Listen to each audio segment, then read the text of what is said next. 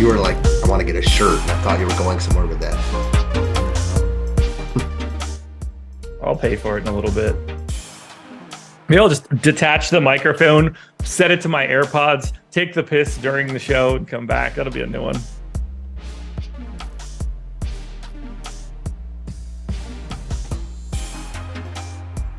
And we are live. Welcome to the MLB Deeper Dive. It is Tuesday, August 22nd. Happy birthday, Dad. I'm Josh Engleman. I am joined by Matt Belman. We are brought to you by Caesars. 12 games to talk about for today. Fun slate, locked and loaded, lots of stuff going on.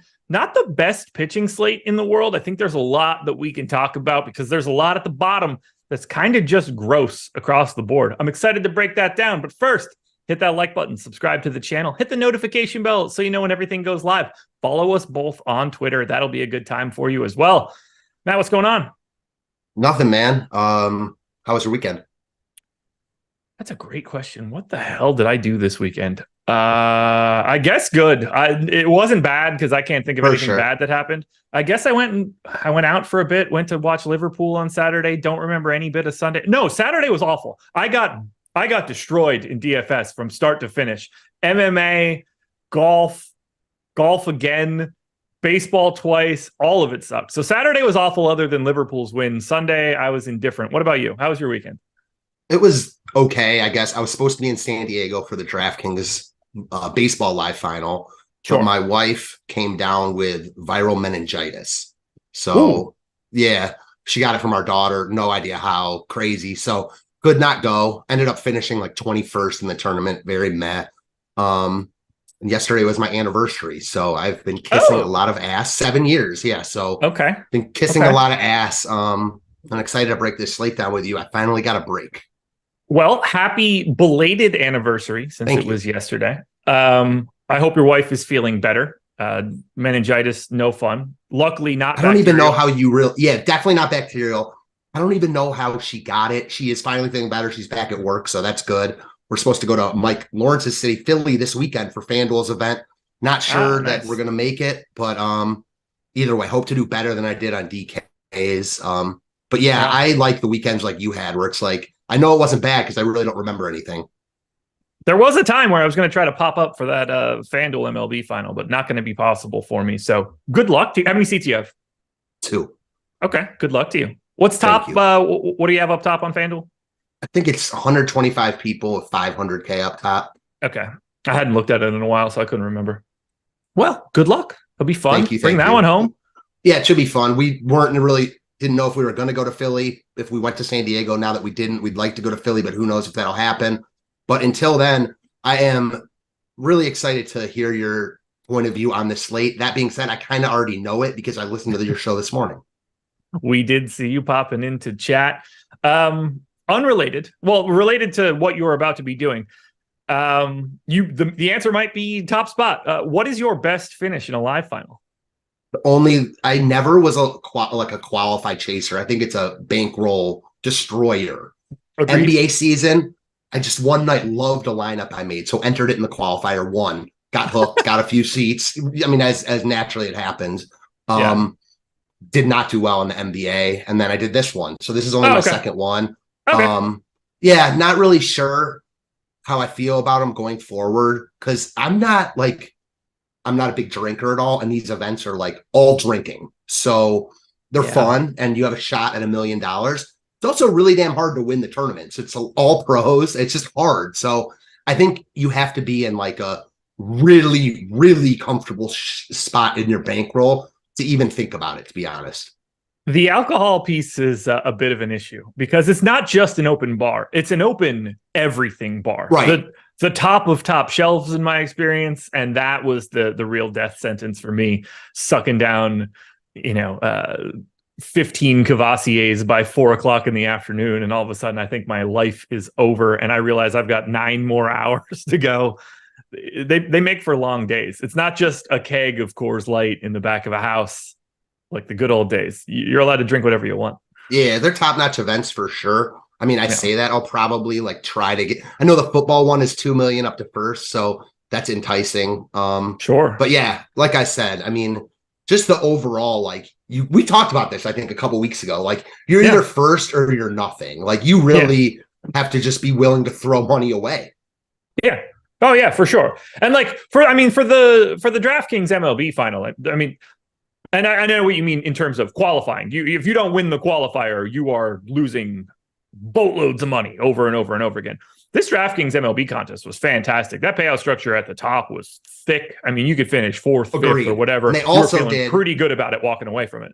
They also did a showdown contest on Sunday, 100K up top, just for the people that were there. So that was, I didn't do well in that either, but it was still a nice little addition. Yeah, I mean, you're setting yourself up for like a really, really nice payday, but you also have to make that work out too. So you sure do. It's easier said than done. That said, it was fun to at least be in the tournament. I don't like sweat DFS slates anymore, just not really. Same. But like those I do. Yeah, that's different. But because you don't have a choice too. There's no late swap. Everybody's sweating it with you at the same time in the same event, the exact same contest. That's different. That's a fun. I mean, if it can be a sweat, that's a fun sweat. Yeah, agreed. I'm sure we are similar in like DFS. If we're watching games, great, but we're not like watching the games just because we got this. You know what I mean? Like, no. I go to bed for 90% of my stuff, especially during the NBA season. Like I get up at 5:30 to start doing my first show at 6:30 in the morning. I can't watch the West Coast games till the end and then go do that show Monday through Friday. It's impossible. I just can't do that. Not living on the East Coast. And it's like once the late games lock, I find myself gravitating towards bed. Like once I don't need to do anything else on my computer, I'm good. The moment the games lock, I take a ginormous bong rip. I try to get away from screens for like 5 to 10 minutes just to like let my eyes cool down. And then I go to bed because I know that I'm going to be up early breaking down the next slate. And I just hope that when I wake up and I open the DraftKings app, the balance is higher than it was the day before. Well, I see we are more similar than I might have thought. So I do all of those things as well. Gotta love it. You ready to talk about this one?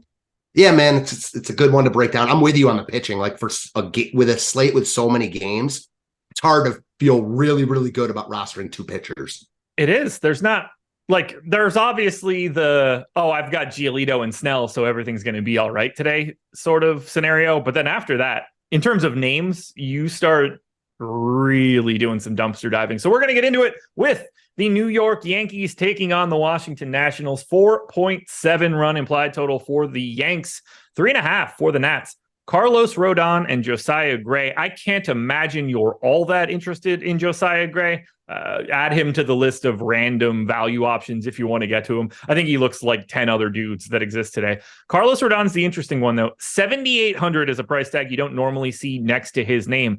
And the reason that price tag exists today is because he's been on the DL for the past 15 plus days. And we don't totally know how deep he's going to go in this game. But in my opinion, when I see him projected for 18% ownership, which is what we had on our last run, or at least the last run that I had, when I see that, I want to run away from him even at 7,800 because I just don't trust his depth. Do you, though? Because the talent, we know. The talent's surely there. That said, he hasn't really shown it this year. It's funny how similar his numbers are to Josiah Gray right now, just in terms of their K percentage and their whip. I mean, a little bit worse than Gray there. So you don't like to see that. You said this morning you don't really see an ultimate pitch, count for Rodon here. I agree with that. The one thing I slightly disagree with is, like, if they really believe they had no chance at all, like, why even throw him out there at all? So, like, the fact that they're starting him gives me some confidence that, like, he's going to pitch a normal game for him. But what does that even look like? And I also think while the matchup's fine against Washington, they really don't strike out. They've been a lot better over the past month, so it's worth noting, if nothing else. Don't love the matchup for him. Don't hate it. I think he's a guy on this slate. I understand why he's getting the ownership. Probably not where I want to go, but I don't hate it just because of the price. I mean, a lot of this slate is like just because of the price. His strikeout prop on FanDuel Sportsbook right now set at 5.5. Under is at -126. I got him at 5.2, and I have him in for 4 1/3. So when I look at that, it's just like, okay, I guess that's like a decent enough price, like outcome at 7,800. I feel like he's a tad over-owned at 18%. I don't think there's as much right tail for him. To me, there's no scenario where he goes for like 28 today. Besides just being Besides having a performance that anybody in theory could have, where you strike out 10 out of 12 batters and then you don't see the field again. Like, in theory, anybody can do that. It's not a particularly likely scenario. I don't see him having 6-7 innings to build any sort of real bulk today. And to me, that's a mild problem. It depends what kind of contest you're in. It depends how big that contest is. But if you're playing the relay throw, 20-something thousand entries, I don't think you can get by with just like 16 out of Rodon on a casual day on a 12-gamer. Same. He puts a lot of guys on base, so like you don't even have that to like lean back on, that maybe he just gets through. I mean, he could, like you said, have an outlier start, but I feel like if you play Rodon here at 7-8, even though it's a little bit cheap, you want, I mean, probably 6 innings out of him on this slate just because of how many pitching options there are. Don't think you're going to get it just because of how many guys he does put on base. So he's not my favorite cup of tea here. I do understand the ownership just because there aren't really many guys to like. You talked about the top 2, Snell and Giolito. Even Giolito comes with big question marks. So like, I understand why Rodon is getting love at this price. It is the sort of thing though, like, you know, I recall this in like business classes. I don't know the term, but like when something's priced like 99 cents, you know, under $1 attracts people. The under 8K price tag, I think, is doing that here. I don't remember what that is actually called, but yeah, there's a reason that every price you've ever seen in your entire life is 98, 99 cents. That's yes. Somebody figured out that cosmetic change, that $9.99 is a million times more likely to be purchased than $10. Yes, exactly. So I think you're kind of seeing, you know, that here. I mean, not, you know, exactly, but that's sort of similar thing. No disagreement. Any interest in Josiah Gray as a value option? I mean, no, but I don't think he's like that much far off than Rodon. Like, the matchup isn't good, but the Yankees, you know, the Yankees have been very disappointing all year. All that being said, I'm not going to play Gray here. Okay. Yankees are number 4 in ownership today, 11th in our top stack tool, 4th in top value. I actually am a little bit more optimistic about the Yankees. I have them ranked quite a bit higher than we do. I like the park. I like the run total. I like the matchup against Josiah Gray. It's not the most fun Yankees lineup ever, but two $2,000 players, a catcher and an outfielder, certainly makes it easy to get to. Do you like the Yankees here against Gray? I think the Yankees look good, but I think that ownership's already there. Like, they're middle of the pack in our top stack tool, and they're getting ownership with the top teams. They're getting that because of the value they present. But if I'm going to a value team, like, give me Pittsburgh against Adam Wainwright, just because of how bad Wainwright is. And the teams are getting similar ownership, with Pittsburgh higher value and a much higher likelihood to be the top stack. So I get the Yankees. I think they're a good play on paper, and I would be a lot more interested if the ownership wasn't already there. Yeah, that's the only issue. And it's sort of why I think I'm a little bit more right, because we're seeing that 9.5% aggregate ownership coming in. I get that. Yanks. And I don't have them, like, I don't think 9.5 is right. To me, like, they're over-owned no matter what. But I'm a little bit closer to the ownership than our current ratings. And I think the truth is probably somewhere in the middle there. So look, you can get Aaron Judge in a Yankee stack very easily today because of how cheap this team is. And the park certainly plays up power. Josiah Gray is not exactly the best pitcher in the world. There's a path for the Yankees, but if the ownership's already there, they become a little bit less appealing. So that said, like, the ownership on this slate, it's not like you're worried about 9 to 10% ownership. Like, the ownership is there, but I don't think playing them is a bad move either. And I actually do like their lineup a lot more today. You know, they called 2 guys up, Pereira and Peraza. Those guys are hitting 7 and 8. Just an upgrade for the garbage they had in there before that. Not saying these guys are going to be good right now, but I like their lineup better today than I have. So, yeah, I understand the Yankees. I don't think the ownership is concerning, but, you know, it is already there. So you're not being sneaky with them. Nats bats against Rodon? Nah, just not too big of a slate. Okay. Well, you just mentioned them. We should talk about them now. The Pittsburgh Pirates have a 5-run implied total at home, taking on the St. Louis Cardinals. Johan Oviedo going for Pittsburgh. Adam Wainwright going for the Cards. 7,300 for Oviedo, unowned. 5,200 for Adam Wainwright, unowned. Should either pitcher be getting any love? Definitely not Wainwright. Oviedo, probably not. You know, tough matchup. Cardinals don't really strike out, but definitely not Wainwright. So if you're playing a pitcher here, it's Oviedo. He's probably too pricey, though, in the grand scheme of things, and it's just a bad matchup. So, you know, our top 2 percentage has him with leverage, but, you know, with pitcher, you're more looking for, like, I don't want to say safety, but Oviedo doesn't really present much that you like here. We agree. I think we're going to like a little bit of the bats here. I know I do.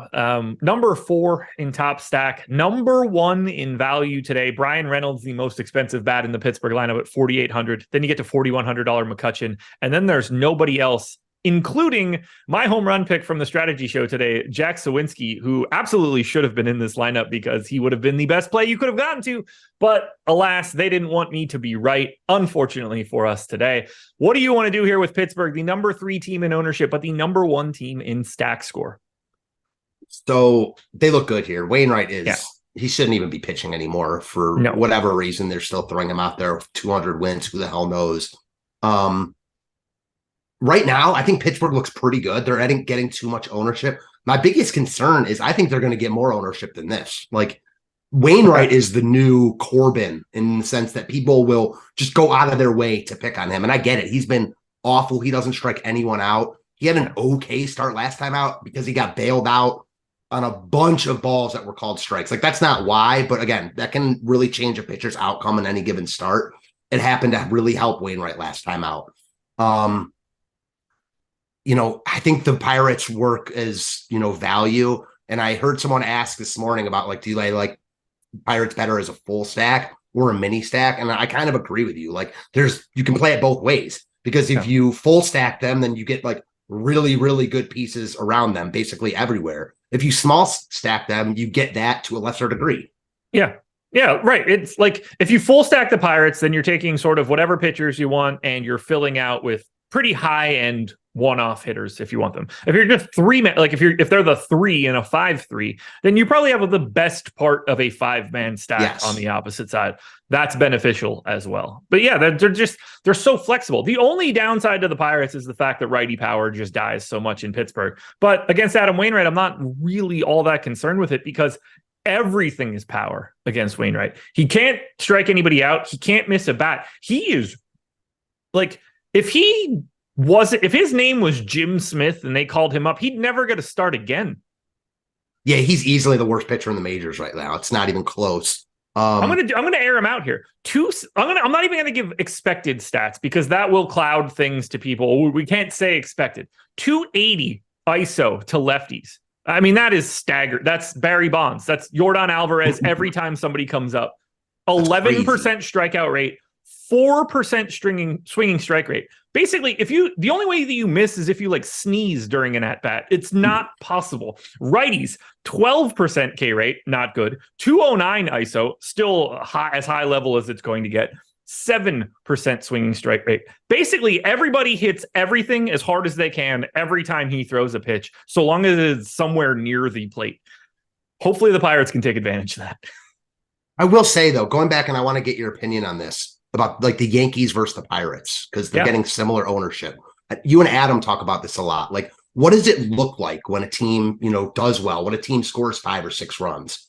Even though they're facing Wainwright, I actually think it looks a lot better for the Yankees, like when they score a lot of runs than the Pirates here, just considering their lineup and who they have. That said, they're not facing Wainwright. So how do you feel about that? No, I think that I agree with you there, just because the lineup construction is going to look a little bit different. The ownership is comparable for sure. I think the Pirates end up more owned than the Yankees. If I were saying right now, like I'll be surprised if it's the other way around. Yeah, they're an optimizer darling today. 3 separate MPEs, a catcher that's 2,900, so just immediately going to be very cost effective on a point per dollar basis. They're going to rise very easily, but every run that they score, particularly from a home run perspective, but every run that they score is just a little bit more valuable because they're so cheap. Like 2 guys above 40 from 4,100 or above, those points just carry a little bit more weight now. So, like you could have an 8-run Pirates game that's just as good as like a 10 or 11 run somebody else game because of those salaries. They just look really good. They could also, they clearly have the potential to be bad. If Wainwright just lucks into some BABIP luck. Dallas Keuchel on Sunday. Yeah, exactly. It's similar to me there. Yeah. You get Angel Hernandez or something in there calling balls down the center of the plate. Exactly. Like, it's different. Yes. You had Laz Diaz on Sunday doing that. So, yeah, yes, like that affects, it's still at the end of the day. And again, something Adam says a lot, it's hard as hell to hit, especially at the major league level. So, any advantage you give a pitcher, even one as trashy as Wainwright right now, like he'll take advantage of it. I guess my biggest problem with Pittsburgh on this slate is they're getting love because the only really pitchers that people feel good about are Snell and Giolito. You can play the Pirates with them, but there are a ton of actually good offenses in great spots that aren't getting enough love because they're more expensive. I think it's a slate where I'd rather spend up on bats, but we'll see as we break the slate down. Do you like the Cardinals on the opposite side? I like them, but don't love them. Like, again, other teams I like more. Oviedo's a fine pitcher. I don't want to use him here. Won't be shocked if the Cardinals go off, but I do prefer them against left-handed pitching. They're pricey for the guys you want. Not a team I'm prioritizing as of this moment. Okay. Yeah, I don't have much of the Cardinals, so I don't really have too much to add. On my last run, I got 14 5-man stacks of the Pirates. We'll see what that ends up looking like by the time. I will say about St. Louis, like our top stack tool likes them a lot. They're right. They basically have the same top stack percentage as the Pirates, getting less than half the ownership. Yeah, we have them third, and we have the Pirates fourth, separated by 0.3%. Same way that I have Cardinals 5%, Pirates 4.9%, right next to each other. Just obviously not nearly as cost effective. It's funny because, I look at a ton of stuff, so I don't use anything as gospel, right? Because you have to soak it all in. Sure. But these tools, I think, are by far the best in the industry. The top stack tool for every sport, the boom bust for basketball, etc.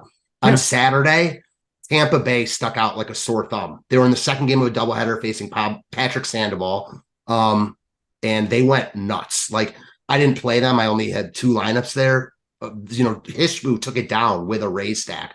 Yeah. So it does intrigue me. Like, St. Louis stands out like a sore thumb here. Like, why are they this high on the top stack tool? So that in itself makes me interested. Yeah, it's a lot. And like, look, they've got a pretty good implied total for an away team. Mm-hmm. They're going to get a 9th inning at bat. There's certainly some power there in that Burleson, Goldschmidt, Arenado trio, but Wilson Contreras, Tyler O'Neill for sure. I get the idea of wanting to go to the Cardinals. They're just a little bit more expensive, but where they're expensive, they should be expensive. Like $5,600 for Goldschmidt is the correct price for Paul Goldschmidt. $5,600 for Nolan Arenado is the correct price for Nolan Arenado. Those guys. The Cardinals might not be as cost effective on a per dollar basis, but it's not as if you're paying up for extra contrarianness. You're just paying up for better hitters. They just happen to be a higher quality than Pittsburgh has.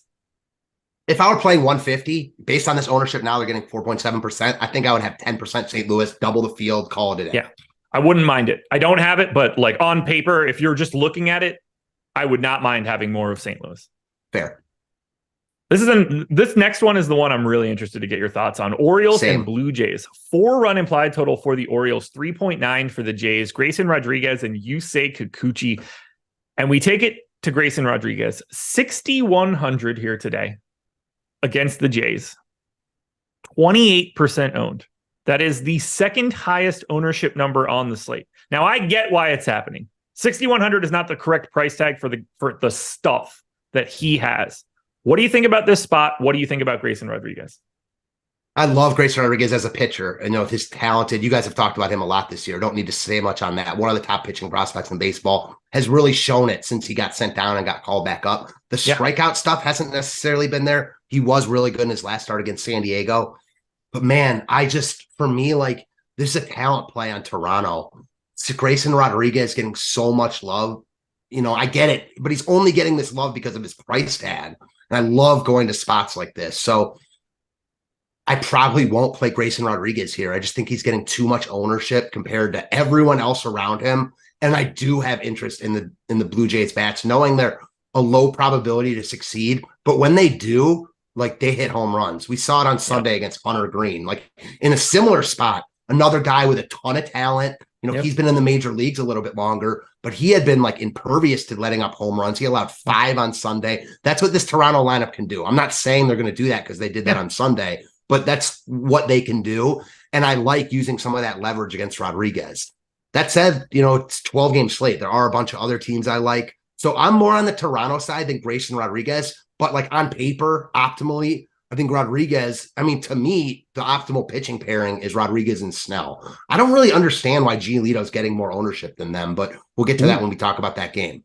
Yes, we will. I'm neutral on Grayson Rodriguez. I didn't have much earlier today. I think the line has dropped a little bit. His biggest issue is lefty power, but since he's been back, he's only given up 1 home run in the 6 starts since he's been back. And I think that's interesting. Now, the strikeout stuff has gone by the wayside. That has disappeared. 22% K rate since he's been back. So the strikeouts have gone away, but the absolute destruction of home runs also not here. I think because of 6,100, it's just one of those situations where it's like, okay, the price means it doesn't matter, and that's why the ownership exists. Agreed. I will say, though, you see this with young guys like this. I'm not like worried for him that this happens, but I'm hopeful in using Toronto that like if he gets into a little bit of trouble, allows a home run, it spirals a little bit. He's not going to go his entire career without letting up another home run. Yeah.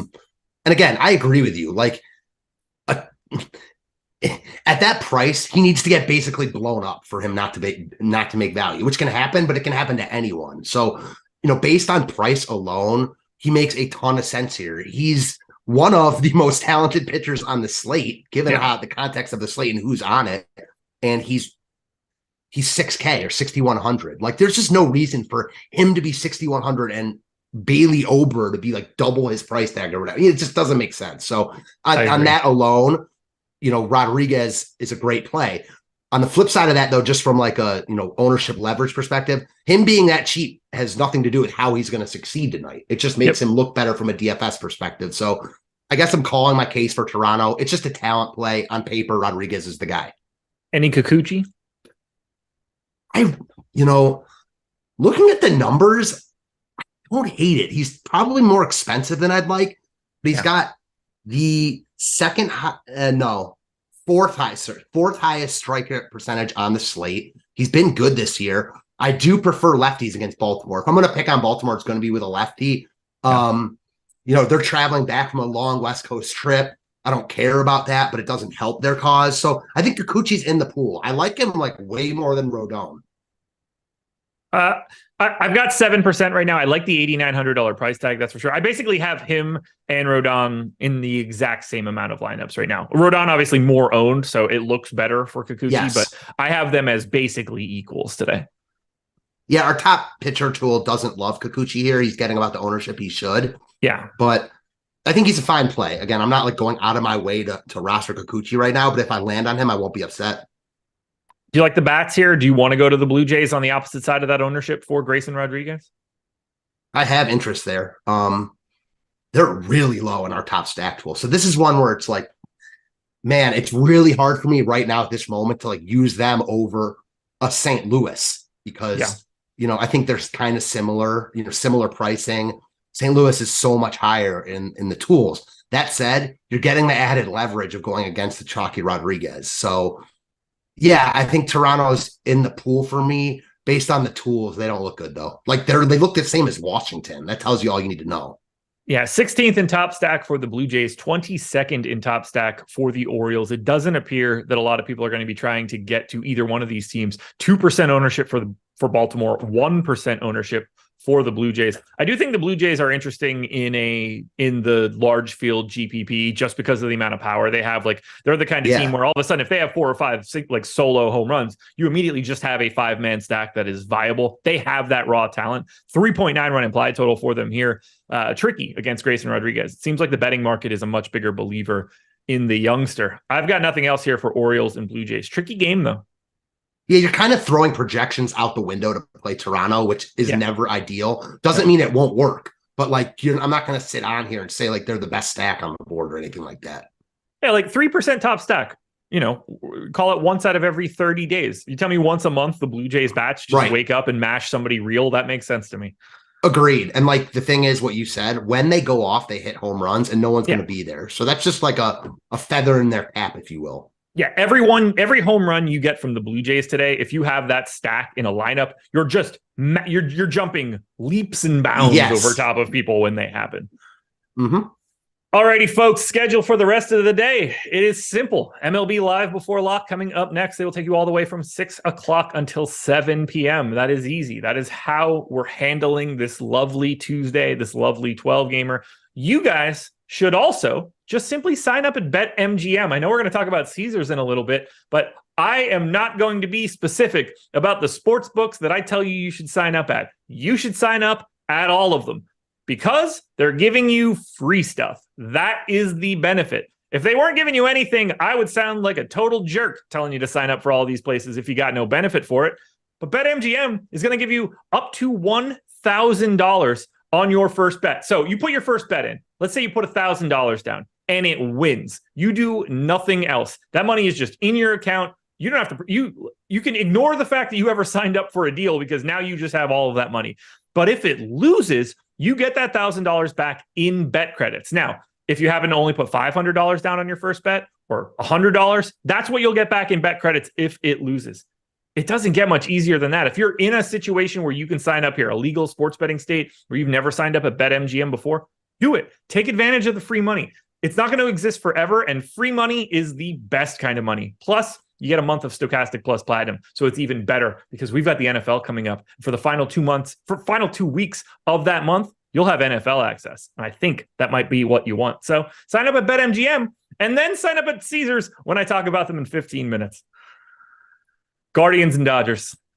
3.7 run implied total for Cleveland, 5 for the Dodgers. Noah Syndergaard playing the role of Adam Wainwright for Cleveland. Bobby Miller going for the Dodgers. Miller unowned. Syndergaard unowned. We love Noah Syndergaard as a value option today. 24% top 2 value for Syndergaard. I tend to think that is insane and that we should not roster Noah Syndergaard. I can't imagine you want Syndergaard. Do you want any Bobby Miller? Bobby Miller is definitely the interesting guy here. Cleveland does have more strikeouts in their lineup now, so I get the Bobby Miller play. I don't feel great about it, but I think in tournaments he's certainly worth a look. Sure. I don't really understand how him and Syndergaard are next to each other in our top pitcher tool. I'm with you there. They shouldn't be. So here, I have it differently. I have 2% top pitcher for Syndergaard, 8% top 2 value. Yeah, it makes sense. Okay, yeah, he's 5,600. One day he's going to fall into being an okay value, but I don't know where the upside is. He's also facing the Dodgers. And 6 lefties, sorry. Yeah, I feel bad for Syndergaard at this point. I was, now that he's in Cleveland, I somehow caught his post-game interview after his last start. He was borderline crying, of how bad he is now. You feel bad for guys like that. He stinks now. Yeah, that said, Dodgers are second in top stacks, second in ownership. Very popular team today because they're good. Are you going to get to the Dodgers against Syndergaard? Not necessarily the best park for it, but if they're going to run out so many lefties, it's not as bad. I do think they look great here. I think they rival the Braves, as far as top stacks go. They also get that extra at bat. Our tools say the Braves are the much better stack here. I'm not so sure I agree with that. It is Atlanta, so I'll give them that just because they're by far the best offense in baseball. The Dodgers are good though themselves, so I like LA here. They're also going to get the added benefit of Syndergaard is awful allowing stolen bases. They're going to run a little bit if and when they get on. The Dodgers are, I think where they should be as far as our top stack tool and where they should be as far as ownership. So I think they're a perfectly fine place to go. Guys like Mookie Betts, Freddie Freeman pulling quite a bit of ownership. Betts certainly deserves it with an MPE. Freddie Freeman certainly deserves it by being Freddie Freeman and facing Noah Syndergaard. None of those things should be all that surprising. Do you have any interest in Cleveland, though, against Bobby Miller? Third in our top value metric. These guys are not expensive. Outside of Jose Ramirez, who fully justifies a $5,400 price tag at third base, the next most expensive guy in this lineup is Andre Jimenez at $4K. These guys are cheap like Pittsburgh, but they have Jose Ramirez. Should we be looking at Cleveland a little bit more at no ownership? I don't really think so. Okay. It just doesn't, they just don't really do it for me here. They're getting, even though they're only getting 3% ownership, that's double what their top stack percentage says they should be getting. Fools hate them. They're only above Miami as far as teams go in that tool. So that in itself just kind of steers me away. And then when I look at the matchup, Miller is not a guy I'm afraid to use bats against, but if it's a good team, Cleveland has barely any guys that scare me these days outside of Jose Ramirez. Yeah. So in large field tournaments, I wouldn't like hate getting some Cleveland. You don't need to play much to get over the field, but not a team I'm looking at in like smaller, higher dollar, smaller entry type stuff at all. If you want to get really weird, I think a 3-man of Ramirez, $2,600 Cole Calhoun, and $2,800 catcher Bo Naylor is like the only way that I want to go about this to try to attack Bobby Miller. Get some lefty power out there. It's the only thing that is even remotely close to touching him up. Lefty power is neutral in Cleveland. I don't love the whole stack, but I think you can pick out pieces here that are going to be basically underrepresented. What I love is what you said about Pittsburgh, comparing them to Pittsburgh. Like, yeah, they are a value like Pittsburgh. They have, by far the best hitter between the two teams, and they're not getting any love. So, I understand it from that regard. And I just know our tools really, really do not like Cleveland in general these days. Thinking about Saturday against Matt Manning, they were kind of far down. So not surprising to see them here. Just not a team that I'm going to get to. To be fair, I have none of them. So I don't want anybody to think I'm trying to justify them. Just trying to find the silver lining. Lots of silver linings on the next one. The Atlanta Braves have a 6.3 run implied total. My Atlanta Braves, I might add, taking on the Mets, 4.4 run implied total there. Bryce Elder and Tyler McGill. McGill is not generally all that good, and Atlanta is good no matter who they face. Do you want Elder or McGill? Neither guy is owned, so I'm guessing the answer is no. No, definitely not. Neither pitcher here for me. Well, that's easy enough. Atlanta Braves are number 1 in top stack. Not exactly surprising. They are not close to the top of value, and they basically never could be. Number 1 in ownership at 11%. It's Acuna at 20%. It's Michael Harris at 20%, who is just not priced correctly for his spot in the lineup. Are you getting to Atlanta? I mean, this is just, I feel like I've read this book before, right? Like every single day it's the same thing. Except when they're facing like a good pitcher. They faced Logan Webb on Saturday. They were still pretty high in the tools. They weren't like number 1, but that tells you all you need to know. Atlanta's the top stack on the board. Again, they're getting less ownership than they probably should. I do think that they're going to be the highest owned team just because it's Atlanta. Everyone knows how good they are at this point. So I think you can bump them up a little bit as far as their ownership goes. I don't love only getting 8 at bats, but that only really matters if your team is struggling and you hope for that one big late inning or whatever it is. Atlanta looks great here. To be perfectly honest, though, I'm more interested in the Mets. Let's do it. 9th in ownership for the Mets. They are 6th in top stack, 9th in top value. It's easy to sleep on them, but I don't hate the run total. I don't hate the park. Bryce Elder is not somebody that I'm going to run away from by any means. He's a completely fine MLB pitcher. What do you like here from New York? I do have 9 5-mans. I'm neutral here. I could end up with more by the time we get to lock. Talk to me about the Mets. I like their ownership compared to their top stack percentage. First of all, they're only getting 5% ownership, 6% chance to be in the top stack. Again, that doesn't seem like a lot, but when you look at the context of the slate, it looks good. Beyond that, though, like Bryce Elder, to me, he had a really good first half. He made the All-Star team somehow. We know how that works. He's fallen off hard. He doesn't get strikeouts. I mean, he's got the same strikeout percentage as Tyler McGill here. McGill puts more guys on base. I mean, Elder is better than McGill, and the Braves are better than the Mets. So when I say I'm more interested in the Mets, it's strictly from an ownership, tournament perspective. Yeah, they look good right now. Again, I'm not using them because of that, but they've finally gotten going a little bit. They've won some games. They've been pathetic all year. So, another team, you get 9 at bats here. This is another play on talent. They've got good hitters throughout their lineup. I know you've been really high in the Mets all year. Personally, I think too high, but they do have talent. My bankroll would tell you that I've been personally too high on the Mets as well, because it doesn't seem like they ever cash me out. I agree with you, though, today. I like the park for them. Elder is not a guy that I want to run away from. They are 4.5% owned in the aggregate. That is about where I am. I have 9 5-mans, and I would be more than happy if that turned into like 15 by the time we got to lock. I think they're a very interesting underrepresented stack for today. Yeah, same. And that basically ends this show for like the really interesting stuff, at least from a hitting perspective, because the Braves, the Dodgers, the Pirates, the main teams that are being owned have already been talked about. But we're still going to keep it moving. We got a lot more games to talk about. White Sox and Mariners. Mike Clevenger going for Chicago. Brian Wu going for the Seattle Mariners. 8% ownership to Clevenger. 5% ownership going to Wu. If you were going to one of these value pitchers, which one would it be? Or is it both or neither? It's Woo to answer that question. It's funny. The last time Clevenger pitched, I actually messaged you and said, I don't know how, but I somehow landed on Clevenger. He pitched He was well, good. Though. He pitched well. He's pitched well 3 out of his past 4. So, like, again, I'm not playing him here. This is one where, like, I really do think you got to pay attention to how well Seattle's been hitting lately. This is another lineup that's talented.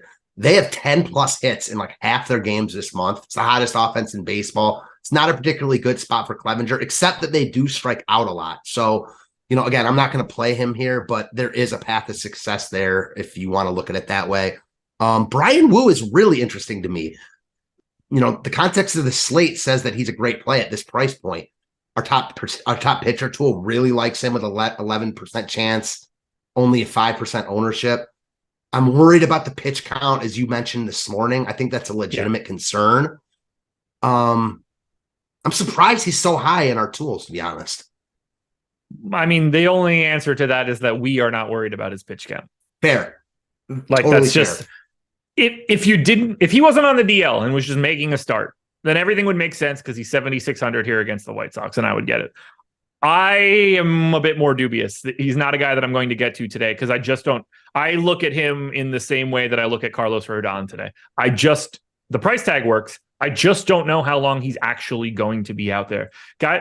He's not coming back because he had like a stomach bug this is a forearm injury, something in his arm. That is not the one where you're just like, you know what, buddy, go out there and throw 100 pitches. Or even if it was like, an ankle, a toe, he sprained his ankle. It doesn't matter. He could throw still. That one scares me. So I'm going to get away from Wu. There's some upside there. He's not really owned, but I'm very nervous about how deep he can go into this game. How do you feel about Clevenger? I feel like he might be getting written off a little bit too much. Like, the more I look at it. I mean, I like him more than Wu. I have 12% Clevenger, so not a big stand, but he is filler. But I think a lot of the 6K guys, these are filler. Whether that's like, I have a little bit of Josiah Gray, Hogan Harris. I have Grayson Rodriguez. I have more than the field of Wade Miley. If Zerpa happens to go deep enough for the Royals, I might have him too. So like, I like the 5 and 6K range because I don't think any of it looks great. I just am picking and choosing. It's basically have one of Snell and Giolito and one of the trash. I'm going to say this now. I'm not saying I'm going to play Clevenger, but I'm going to backtrack and retract what I said that I definitely won't play him. He's in the pool for me because I agree with you. I like that range. No one stands out. It is a great strikeout spot against Seattle, who strikes out, right up there with Minnesota as the most in the league. He's in good form right now. Again, not playing him because of that, but I'd rather him be in good form than not good form. So I don't know. He's also on my good side for whatever that's worth. I just think that in this slate, like, it's really hard to find 2 pitchers you feel great about. So he's in the mix for me, I guess. Mariners bats are 5th in ownership, 5th in top stack. White Sox bats are 13th in ownership, 19th in top stack, but they're aggressively cheap. Lou Bob at 5,300, nobody else ahead of 3,600. Do you like either side of this one from a hitting perspective? I actually like the White Sox, like, similarly to the Guardians and what you talked about. Sure. I play the White Sox before the Guardians, though. Agreed. So I see that similarly. I like the White Sox slightly more. Other than that, though, not a priority. Seattle, this is another one. Our tools like them more than I do, so I probably won't get there. But they've been amazing lately. They've got, Julio Rodriguez is back. He's been the hottest hitter in baseball. They've got, pieces that you can fill out, weak spots with JP Crawford and Cal Raleigh. That helps a lot. It makes sense. I understand why, I don't understand why they're this high, but I understand why they're getting some love and why they are high in the top stack tool, if nothing else. Not where I will land. I like the Mets more just as a comparison, but, I don't fault anyone who likes them. I've got 7 Mariner stacks right now. I don't have as much White Sox as I thought that I might. But I'm coming in lighter on this game just in general, whether that's Wu, Mariners bats, White Sox bats. It seems like I'm just kind of light across the board here. So I kind of hope this one just stays quiet, at least as of right now. Yeah, similar. I told you guys I was going to talk about Caesars, but before I do that, hit the like button on this video. We're at 89 right now. There's almost 700 of you. We should be up over 100 by now. You guys, if you're in a legal sports betting state, should take advantage of this Caesars deal. Might not be 1,000 up top, but this one's a little bit different because all you have to do is bet $50. If you're a new user, if you're clicking that link in the description, you are going to get $250 in bonus bets from Caesars. You'll get $50 immediately. And then you're going to get another $50 every Monday for the next 4 weeks. Now, if you don't use the $50 in bonus bets each week that you get, it's just going to disappear. You need to put some bets in, folks. That's what they're looking for you to do. But you're going to get a slow trickle over the next 4 weeks. That's going to give you an extra $50 every Monday that you can throw down on a bunch of NFL games that are going to be popping up in the next couple of weeks. This is a great deal for you to start off the NFL season. It obviously helps us out because we want you guys to check it out. Maybe you're more likely to use our Odds Shopper package, which you should absolutely be doing. Links are probably in the description. But really, I just want you guys to have free money. And this is $250 of it. Now, if you're over 21, that is essential. You have to be over 21 to take advantage of this deal. And if you or someone you know has a little bit of a gambling problem, you need to call 1-800-GAMBLER, try to hash that one out. That would be the smart move. It would. Brewers and Twins, 4-run implied total for Milwaukee, 4.1 for the Twins, Wade Miley and Bailey Ober going in this one. Ober is 10,200. That is the third most expensive pitcher on today's slate. I want to just start here. I find it close to impossible to want to go to Bailey Ober today because of that price tag. Is there any scenario where you're going there other than just trying to be different than Snell, Verlander, Giolito? No, there is no reason. The reason is because of the tools like him a lot. Looks to me kind of like Jordan Montgomery last night. Guys are just too expensive. Happened to work out for Montgomery. A lot of the other pitching on that slate wasn't good. Yeah. Ober's just too expensive. It's been like this for a while. I really don't understand it. He's not a guy I'm going to play personally. Wade Miley is 6,300 on the opposite side of this one. He is 6% top two pitcher, 13% top two value. Is Wade Miley interesting to you as a value option on the other side? Not really, no. Yeah. Just nah. He's not a guy that I use for DFS. He's just not a guy that anyone really wants to use for DFS purposes. He's got a very low K percentage. Yep. He's not a guy that gets like lit up a lot. So it's tough because I'm not really sure what to do in Minnesota, but I'm not interested in Miley now. Currently 25% Wade Miley in my lineups. Okay. Just putting that out there right now. I think it's a depth in this game thing. Normally he's going to be a lot better against lefties. That's where he's going to limit more of his power.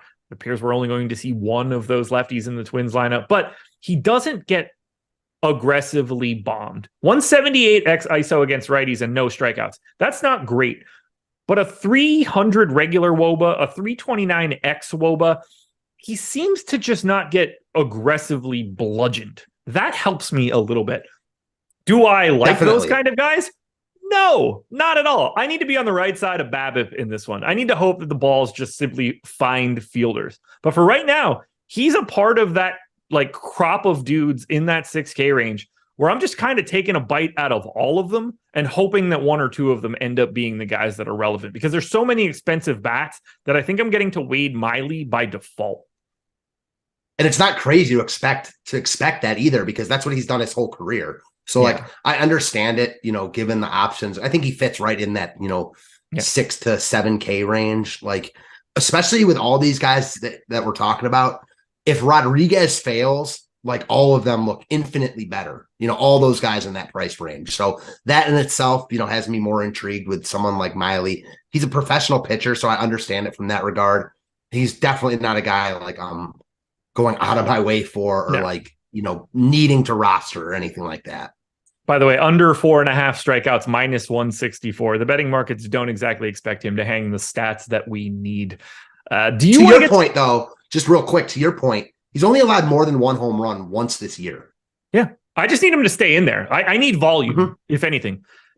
It's weird. I like Wade Miley more in a Brewer stack than I do independent of a Brewer stack because I just need him to the idea of him getting a win is such a giant piece of his output that if the Brewers do well, Wade Miley is more likely to pick up a win. I agree with you, but I also think, and I've talked about this with Neil, I'm interested to get your take on this. Sure. I think there's a little bit, I know there's a little bit of negative correlation there too. because when you have your pitcher with your stack, sure, there's more win correlation, of course. Yeah. But a lot of times, you want your stack, again, it's not going to happen often, to go off, right? You want them to score, ideally like Seattle last night. Yeah. When you see that, especially with a team's, older pitcher or upper echelon guys, they're going to really cap that pitcher, with it's 10-1 or whatever it is. So again, not saying don't play. I mean, this. But I want to just make it clear to the people watching. I'm not saying, don't play them or anything because of that. But how do you factor in that negative correlation, or do you? I don't really. It's always a piece of it for sure. So it's there. There's just nothing you can really do with it. Okay. Yeah, I think this is just one of those spots where Wade Miley is like uniquely more interesting if he's able to get a win in this matchup than he is in any other situation, because that win is just such a big proportion of what you would want out of him today. That win is going to make up like a third of his output. Yeah, for sure. But also, if you're getting the win from him, that he's going at least 5 innings, which then he's pitching okay. Like, I get it. Yeah, and you probably have a decent enough day out of the Brewers in that scenario. For sure. No doubt. That said, I don't really have much of the Brewers or the Twins. I don't find this game all that interesting, but the Twins, add them to the list of teams like the Pirates that are just ultra cheap today. And I like them more than the White Sox, who we've talked about. They are much higher in our top stack tool and getting similar ownership as the Guardians and White Sox. So, just based on, how we've talked about those teams, they would be on top of that list at the moment. I wish I had a little bit more of this game from a hitting perspective, but I just don't. So we're going to keep it moving, and we are going to go to the Astros. 4.6 run implied total for Houston, 4.1 for the Red Sox. Justin Verlander and Tanner Houck go in here. And I do want to point it out because we got this news 23 minutes ago. Yordan Alvarez has been scratched from this game. So that certainly changes the output of Houston. But the guy that we got to talk about first is Tanner Houck. No, I'm just kidding. It's Justin Verlander, 9,500, 13% owned today against Boston. I'm a little bit under the field here. A little nervous to get to Verlander against the Sox. How do you feel about it? Same. I feel similarly to you. I'd probably like him a little bit more, just given the other options, on the hill today. That said, his numbers haven't been great this year. Strikeouts are way down. Our tools like him, which is a nice bump. It's not a great matchup though against Boston. No. I don't know. I feel like Giolito is probably the better play at similar price points. The ownership is certainly already there for Giolito though, so that in itself makes me interested in Verlander. But I do think on paper, he's below Snell and Giolito. I agree by a lot there. I have 7%. I think he should be around 10 to 15% owned. So I don't think that he's incorrectly owned. I just don't think that this is a really fun spot to get to him. And I then certainly don't want Tanner Houck. Yeah, definitely not Tanner Houck here. And, just transferring, I guess, I don't know what the word, I forgot the word. Transitioning, to the bats here. No Alvarez. I mean, you know this, you talk about this all the time. Yeah, it hurts their lineup, but also makes them a hell of a lot cheaper. Yeah. Yeah, and look, they had, 4 guys at the top of their order, 5,300 or more. They're just going to be a little bit more cost effective. That said, they were nothing in value, 23rd, 10th in top stack. That I would imagine that is going to go down by not having Yordan Alvarez in it. Do you expect to get to Houston against Tanner Houck? No, but not like I don't like that. Just, only so many teams you can get to. I don't want to say I like everyone. I am getting to basically none of Boston. Other than this, we have Rafael Devers projected for 2% ownership. I have 17. 5,500 for a lefty power hitting third baseman against Justin Verlander. If he's going to be 2% owned, I think he might be the best play on the slate if you're just trying to be different than the field. That dude should not be 2% owned in this scenario.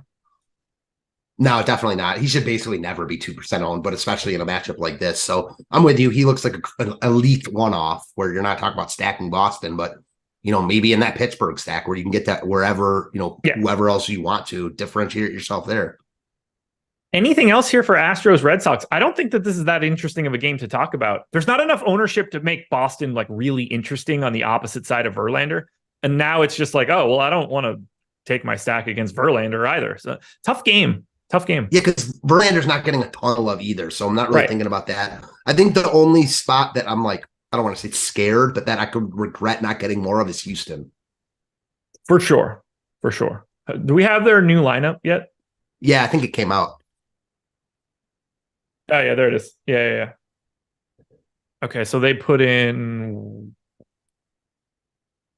Diaz? Yeah, Diaz is in the lineup now and wasn't before. Okay. Meh. Pass.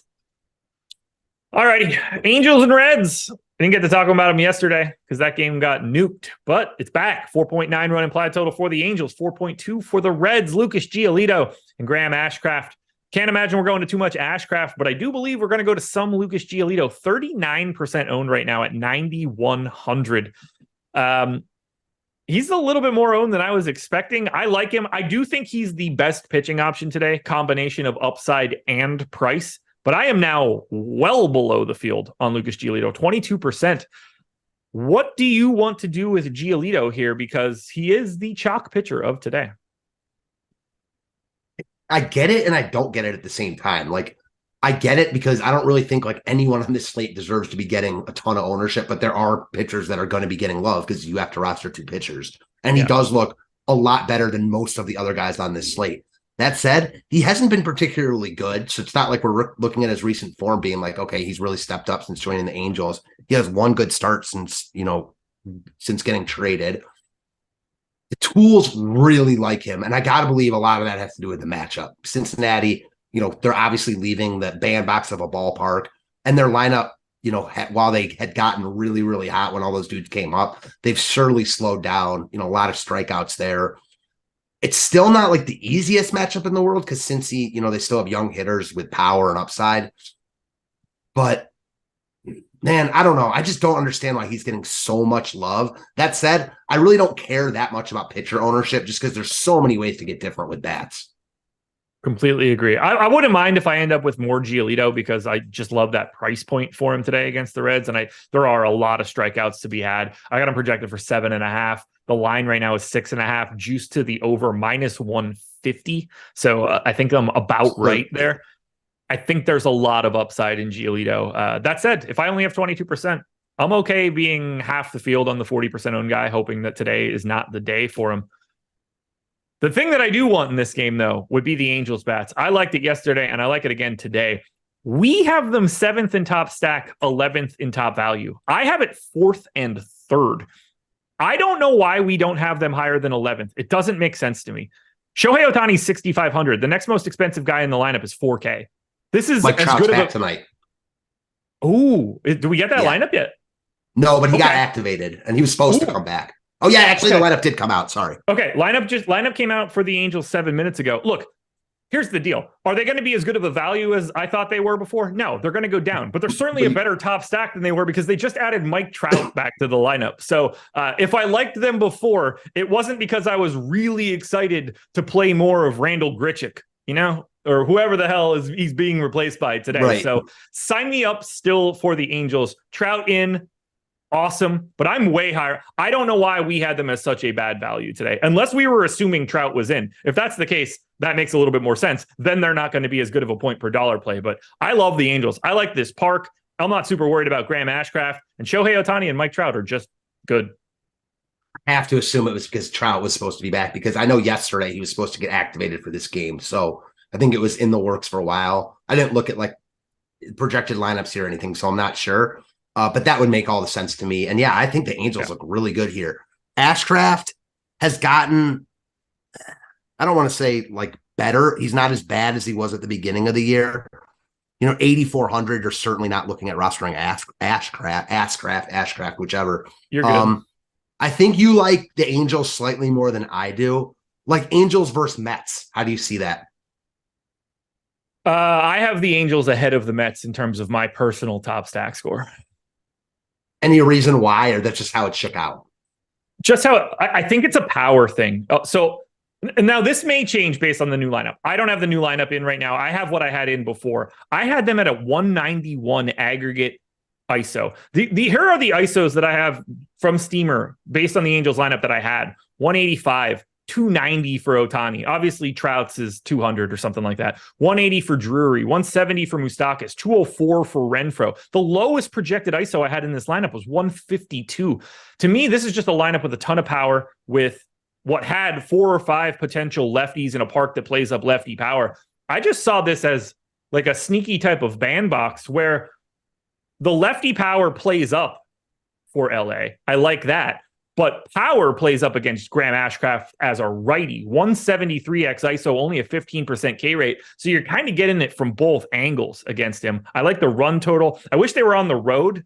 Playing in Cincinnati would be a little bit more interesting. But these guys are also basically not owned. Like Logan O'Hoppe is 2,600, so he's getting a little bit of love as sort of like a pseudo cash catcher. But if it's single digits for everybody, including Ohtani at 6%, like I have 21% Shohei Ohtani at 6%. If I'm going to have 21% of someone, I'm really happy it's Shohei Ohtani. Yeah, no doubt. I'm kind of with you here. Like it is a really good, the only thing I don't love is that they only get, they don't get the 9th at bat, but that doesn't matter, especially if they go off in the 8th, in 8 innings, which they very likely could here. I also, the lineup fits together nice because you got Trout and Ohtani who are expensive in the middle, but leading off is a 2K Chanel. Yeah. He's so cheap. I love the price tags here. I'm really excited to rerun it and see where I end up because this is the team that I have the second most behind the Atlanta Braves. This is the stand that I'm taking. I have a little bit of the Reds, maybe more than a little bit. I like the Reds a lot because they are unowned. And if it goes wrong for the 40% owned Giolito, I like filling in with Cincinnati, whether that's like Ellie De La Cruz as unowned today is interesting to me. TJ Friedl unowned in a leadoff spot. That's interesting to me today against Giolito, especially in a park that plays up lefty power. So if they're going to get heavy ownership, I think the Reds are at least a little sneaky. Yeah, they're sneaky, like kind of in the opposite way of the Pittsburghs of the world. They're not cheap, but they're better than those teams, and they're not getting any love facing the chalky pitcher. So I understand it from that perspective. Like, based on our top stack tools, like they have the most leverage of anyone, them in Minnesota. So based on that alone, I get it. It's just hard to like prioritize these guys here at their price points. A reminder to everybody, 170 x ISO to lefties and righties, not just this season for Giolito, but combining this year and last year. This guy is someone that gives up power in a park that doesn't hate taking it, particularly from lefties. Fun spot, sneaky for later. I assume I'm going to have way too much of the Angels and the Reds when we get to the night slate tonight. So I'm hoping that I don't have too much on the main because doubling down and then seeing a 2-1 game is not the fun way to wake up. I hate when I do that. Oh, so I did it last night. I didn't want to play that night slate last night, but when I registered in the morning, it had 4 games. It didn't have 4 games when we got to it. Oh, yeah. 3 to go. Diamondbacks and Rangers up next. 4.4 run implied total for Arizona. 4.1 for the Rangers. Zach Gallen and John Gray. Gray, 7% owned. Zach Gallen, 6% owned. One of those guys is 11K. The other is 6,700. Which pitcher between Gallen and Gray do you anticipate having more of, if at all? Probably, I won't get to either. But if I did, it would be Gallen. I'm a big-time Gallen guy. I do have big concerns about him in this start, though, so I won't get there. But John Gray, Arizona does not really strike out versus righties. He hasn't been particularly great. I think he's kind of a middling option. I actually think I would play Clevenger at the same price over him. I think there's more risk reward with Clevenger than there is Gray. I'm going to do you one better. I've got an even more fun way to say this one. I don't even think he's the best Gray on the slate. Okay. I have Josiah Gray projected for 1 fantasy point more than John Gray today. All right, so we see it eye to eye that we're not playing John Gray. Correct.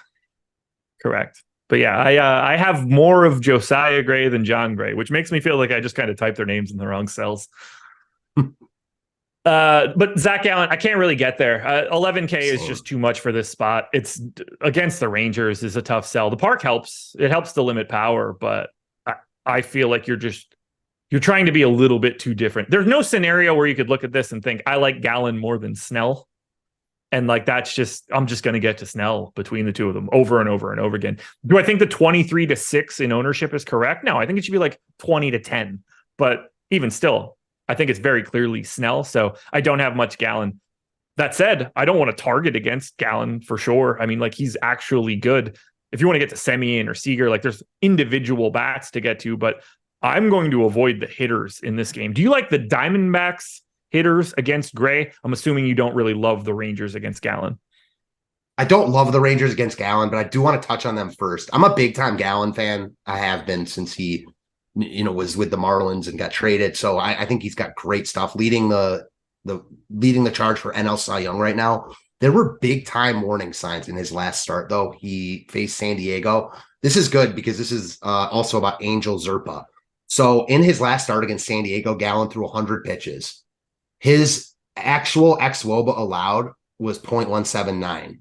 His expected xWOBA allowed was 0.51. He was like the luckiest pitcher of the year in that start. And Texas is really, really good. So the case for Texas is just baseball, right? Like if they get to Gallen a little bit, they've got guys that hit home runs and run. If I were playing like, if I were 150 maxing, I would definitely have some Texas. Probably not where I go in like the, smaller entry stuff, just because they are really expensive and you don't need to.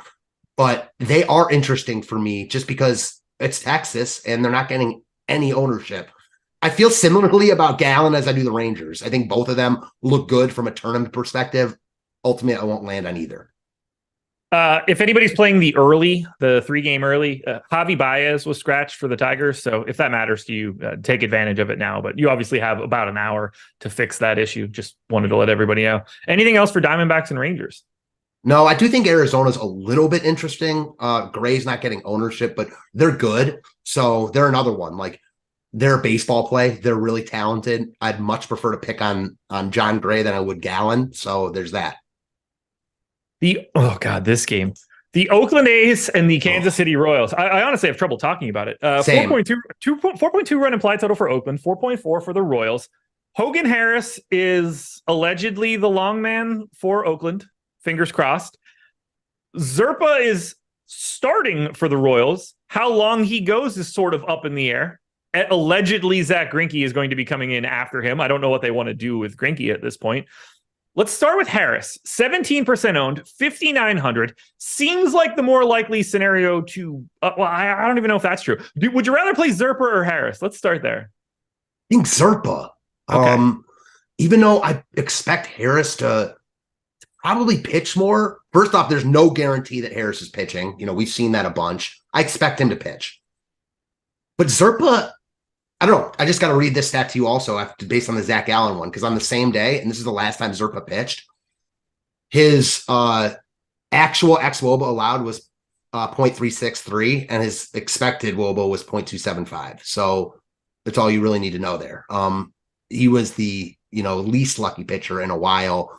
I think even though he's just listed as an opener, if he's pitching well, I don't think they're rushing to get Greinke in the game.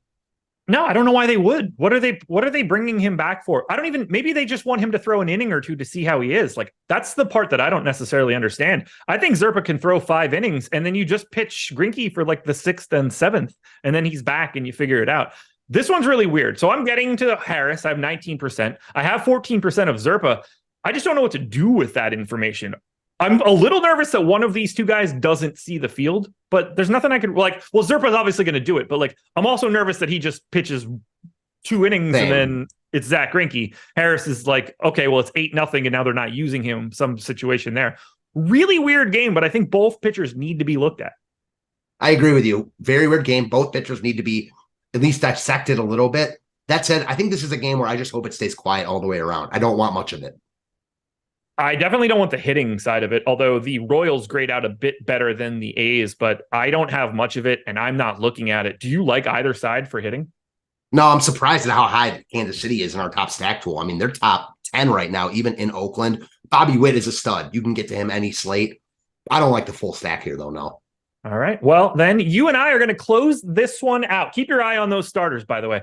We're going to close this one out. Padres and Marlins. We're talking about the guy with either the highest or second highest projection on the slate. Blake Snell, 4.2 run implied total for the Pods, taking on the 3.3 run implied total Marlins and Jesus Luzardo. Great pitching matchup. Snell, big K stuff. Luzardo, big K stuff. 10-7 for Snell, 23% owned.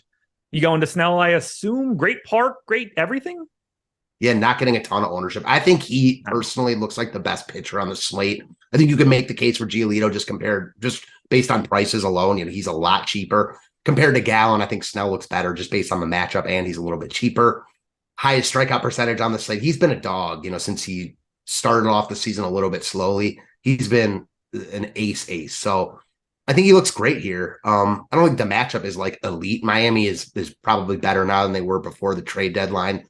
They've got guys that can mash lefties. You also take out a guy in Luis Arraez who doesn't strike out, and you add someone who certainly strikes out more. So yeah, I don't know if Arraez will be in the lineup tonight. I'm not sure if that lineup came out. I don't think he will be, but certainly helps if he's not. Snell looks very good here. He's not like a Spencer Strider where I have to roster him, I feel like, but he looks very good. Arraez is in the lineup. Oh, okay. Talk to me about Luzardo. Any interest? This is another one, probably not. I mean, I think there's tournament interest just because he's got really, really good strikeout stuff and he's not getting a lot of love. So there in itself, I have interest. San Diego, especially with a lefty, it's really hard for me to get there. At this price point, he's not cheap. It's a really interesting pitching matchup, though. I don't think you're crazy to use Snell and Luzardo and call it a day. I agree. It's really ezy to me because I do have a little bit. I think he's under-owned. A lot of strikeouts to be had here. It's just not the best strikeout matchup for either guy. Are the bats interesting to you, whether that's for the Padres? I can't imagine it's for the Marlins. Nah, not for the Marlins. I mean, Snell's worst problem is just allowing guys on base. So you're just hoping for like a couple walks and a home run. If you want to use a Jorge Soler, do your thing, but not a full stack at all. I think the Padres are a little bit interesting. Don't love the park. They're pretty low on our top stack tool. They've got guys that can mash lefties. Machado, Ha-Seong Kim is having an amazing year, leading off. Yeah. Tatis is always great. You're paying for them, though. And there's other teams I like more if I'm going to spend up. Luzardo hasn't been in great form, so I understand, why someone would be intrigued with San Diego. I think the ownership's already there, though, and there's other teams I like a little to a lot more. Give me the Angels over the Padres tonight, for sure. Who are your favorite stacks before we wrap this one up and turn it over to the Live Before Lock crew? Man, I think you got me on the Angels. They were already really in the mix. I'm going to say the Angels, the Mets. I mean, the obvious one's the Braves. So, they're going to be the top pretty much every day. So the Braves, the Angels, and the Mets, knowing that the Dodgers are right there with the Braves. So it's tough. There's a lot of good teams tonight. You also got the Pirates. That's another reason why ownership shouldn't matter that much. There's just a bunch of good spots. Favorite pitchers? Oh, I think you said it best. It's Giolito, Snell. And after that, I guess, optimally it's going to be Grayson Rodriguez. Okay. For me, it's probably not Rodriguez. It's probably just Snell, Giolito, and throw a bunch of guys after them. Folks, 12 games up, 12 games down. MLB Live Before Lock coming up next. Thank you to Matt Belman for being here. Thank you to Mike Lawrence for producing. Thank you to Caesars for sponsoring. Good luck, everybody. Hit that like button if you haven't done it already. You know the drill. We don't go anywhere. Live Before Lock is next, and we'll talk to you again tomorrow. Peace. Yo, it's that time of week again. Stochastic Hall of Fame. Time to induct all of you fine people into the Stochastic Hall of Fame. Give away some free months of Stochastic Plus Platinum. Well, $120 value there. And all you got to do to get involved in the action, get your free month, get here up on the board so we can do the bragging for you. Download the Stochastic Avatar at stochastic.com/avatar. Use it wherever it is you play. DraftKings, FanDuel, doesn't matter. And then finish top 3 in a field of 5,000 or more. Doesn't matter if it's the quarter arcade, the dollar, or something big. Tweet your wins with the screenshot to us at Stochastic HOF. When you do, you'll get that free month of Stochastic Plus Platinum. You'll get in the Hall of Fame. Let's get to it for this week. Kicking it off with John Bryan. Took it home. Finally, thank you guys for all that you do. $1,000. There you go. Solo shot. 1K to first. John taking it down with the Stochastic Avatar. And Colby Evans. Shout out to the man, Matt Gajeski. This is true. He's the preseason pioneer. We all know that. Matty G, your preseason projections are a must. Every single season. Find them over at stochastic.com, by the way. Thank you for your hard work and dedication to the deep dive that is the NFL preseason. There's still an edge. Congrats, Colby. You love to see it, man. $1,000. Little preseason win there. Hey, preseason money's pretty big right now. And then our own CEO, Tom Kennedy. $50,000 and $5,000 on the same day. MLB DFS comeback is complete. Quit playing MLB a few years back. Loved projections and game theory, but couldn't compete with the software guys and their sims. So we set out to level the field and elevate sports over software with stochastic sims. Never had so much fun playing DFS. Congrats, Tom. CEO taking down 55K. How about Ron? He's got a $1,000 win. Hall of Fame, baby. Lock me in. Also, rocking the stochastic avatar. See how easy this is? Congrats, Ron. Standing Fern. Getting that bankroll for the NFL season. Great time to do so. Huge thanks to the lineup generator. Such an awesome tool. And then we've got our own Josh Engleman, the absolute best way to wake up. Fell asleep 15 minutes before the Muncie home run. This freak can fall asleep when he's sweating 50K. But Josh takes home 50K. Big shout out to our boy and my co-host, Josh Engleman. And Forrest, to close this one out, just snuck into the top 3 using the tools, $600 to TH, $1,800, $600 win in the four-seamer. Congrats to all of you guys. Remember, download the Stochastic profile picture at stochastic.com/avatar. Use it wherever it is you play. Tweet your wins to us at Stochastic HOF. Get that free month, $120 value. Get in the Hall of Fame, and we'll catch you back here next week for the next one. Peace.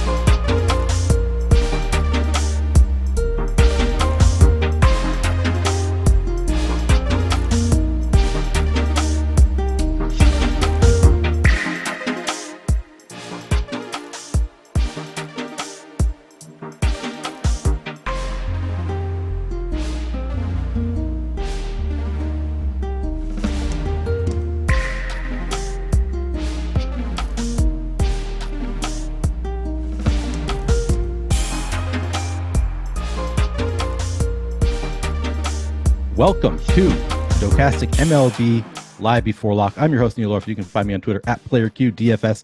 I'm here with Eric Lindquist. You can find him on Twitter at Eric Lindquist. This show is sponsored by Caesars. If you watch any of our shows the past couple of days, you know that we've got an amazing deal from Caesars going on. If you have legal sports betting in your state, you need to take advantage of these deals when they come out. At Caesars right now, if you bet $50, you're going to get $250 in bet credits, $50 at a time in weekly $50 increments. Fantastic deal. Of course, you need to be 21 plus. Call 1-800-GAMBLER if you have a gambling problem, etc., etc. Eric, how are you doing today? Doing well. So first day officially, well, I mean, second show that I've done from here, but first day that I've officially been in here with air conditioning. Still have an echo, still have a little bit of stuff to tweak and set up in here, have some lighting to work through, have one more shade to install, but I'm pretty happy with how it's coming together. I have a putting green to my side, which I'm sure is never going to get used ever. I'm sure I'm never going to be working on my game there.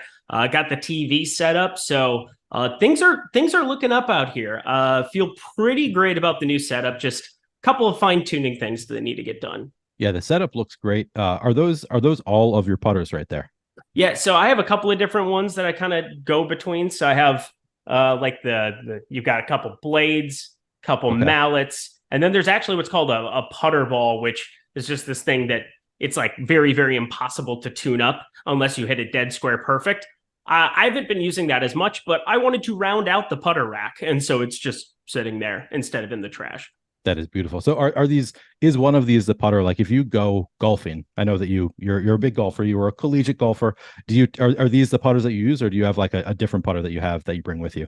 So I brought mine that that I have been using for the last couple of weeks. My putting's just been god awful. And then I put this 34-inch Odyssey, specific like a Toulon designed putter. It's a specific putter maker, just like Scotty Cameron or Bettinardi. And I just started rolling it, man. I have no idea. I'm cautiously optimistic because you never know until you play in a tournament. I've got a tournament on Saturday that I'm playing, and we'll see. I've got a tournament Saturday morning, and then a wedding that my wife is in that I'm attending. That I've got to drive back 2 hours for on Saturday. So traffic be good to me. Or I'm going to be in a lot of trouble. What do you think your odds are in this tournament? Like, are you going to be competitive? You think? Is this like the type that you could have a shot at like winning or finishing top three kind of thing?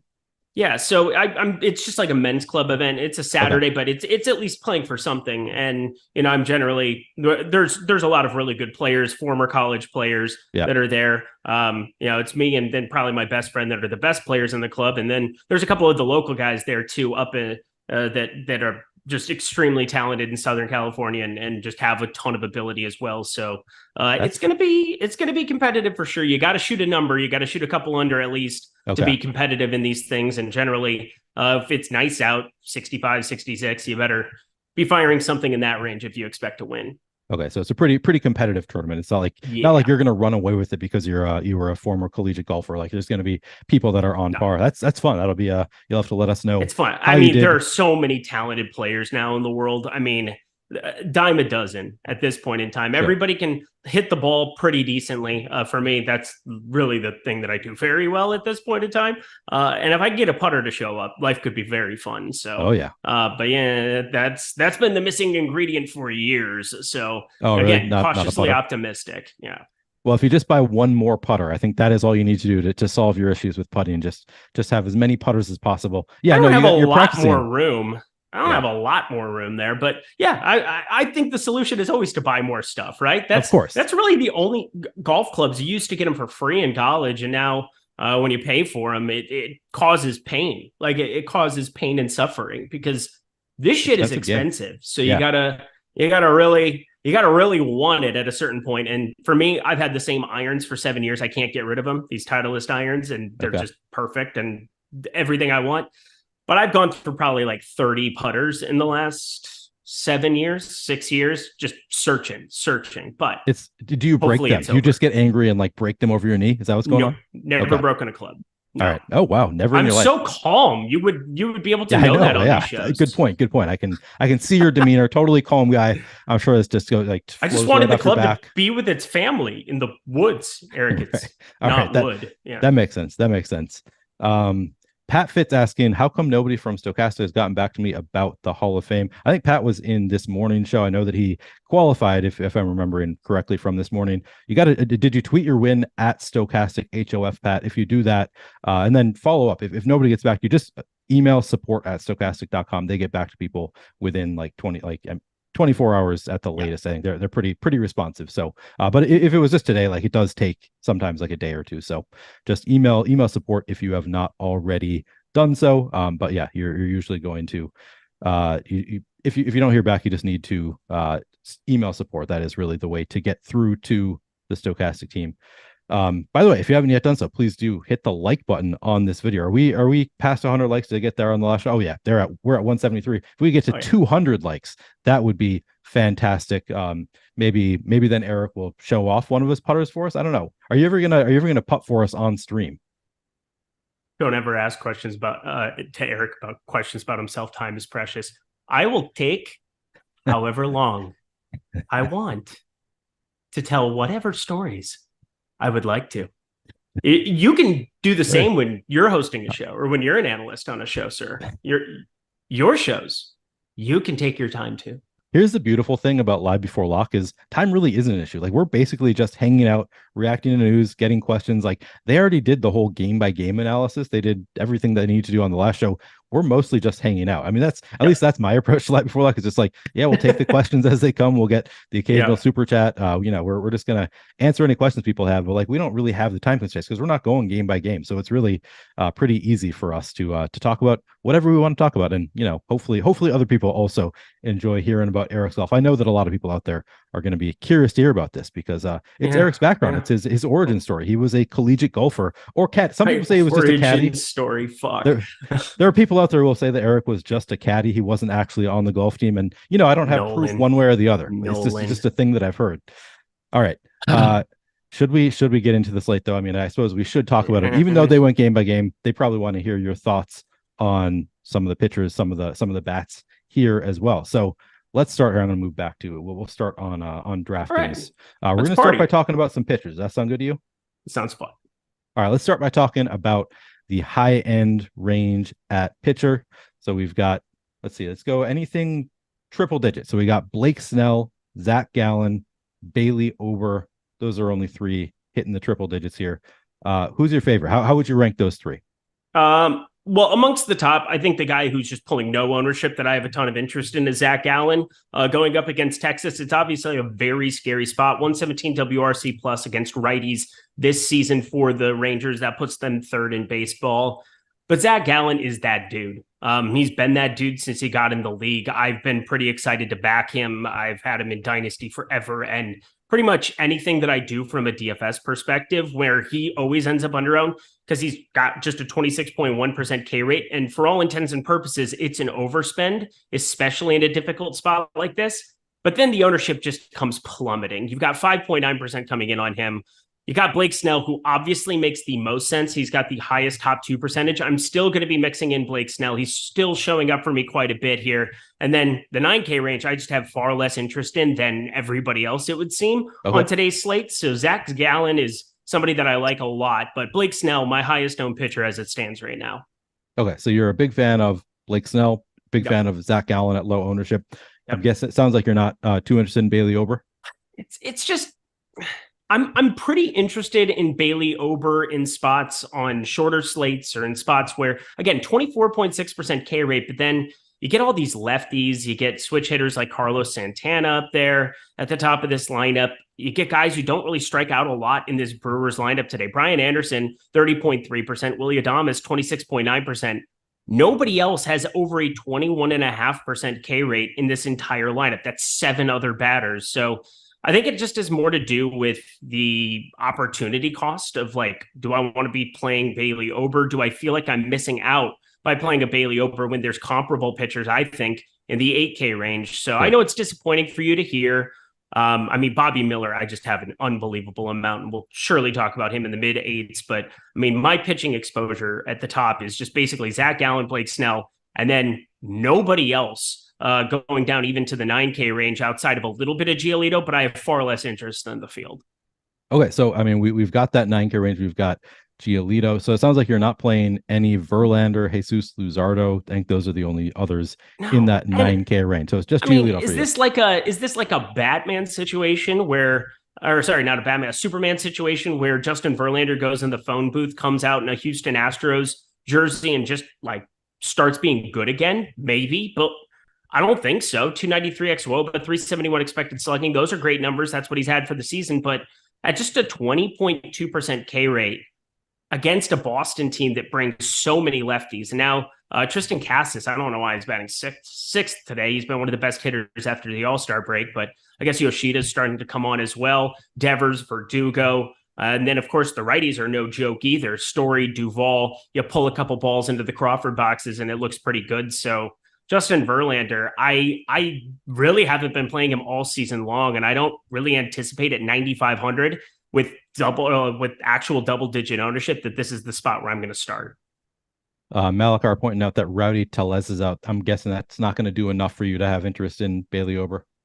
No. Yeah. And also what happens is that you then add, who's going to be playing first for them in that kind of a situation, or DHing? Probably somebody who strikes out less. You're looking at good point. Mark Canha, 15.9% K rate. He's DHing today. So Carlos Santana was the first baseman. He never strikes out. 17.6% K rate across the board there. Strikes out a little bit less against righties. No, thank you. Anthony Child says, watch him go for 30 now. I know he's absolutely going to. Anthony Child says, I think Eric and Neil were on the same collegiate softball team, and this is all conspiracy. Yeah, we are the same age, but we went to different colleges. So we're the same age now. We're the exact same age. We also got Judd Sodek says, wait, did Eric play golf at ISU? I did. ISU, is that Iowa? Iowa State. That's what I thought. I thought you're okay. Yep. Big 12 golfer. Yep. And then I also enjoyed this comment from Hugo. All the love going to Eric Lindquist feels like Ewoks carrying C-3PO in Return of the Jedi. Well deserved, he says. Ashoka's coming out tonight. And if anybody else can be staying up to watch that, I surely am. What's coming out? Awesome.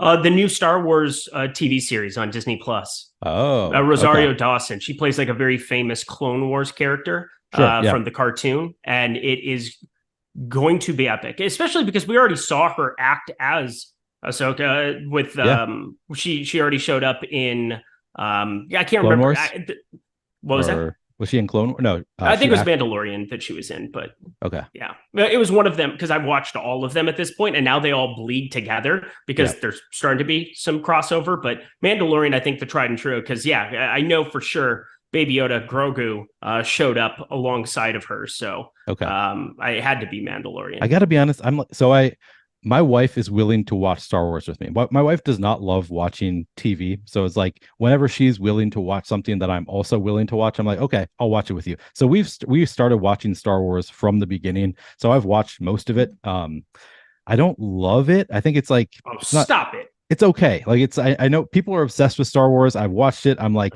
I'm kind of into it. I'm just not. It's not like if I have my choice. Like I would never watch it on my own. I would never by myself be like, all right, I'm gonna go watch Star Wars. Because she's willing to watch it, I'm also willing to watch it. I think that it's well done. That concludes Live Before Lock for tonight. Hope you all have a great one.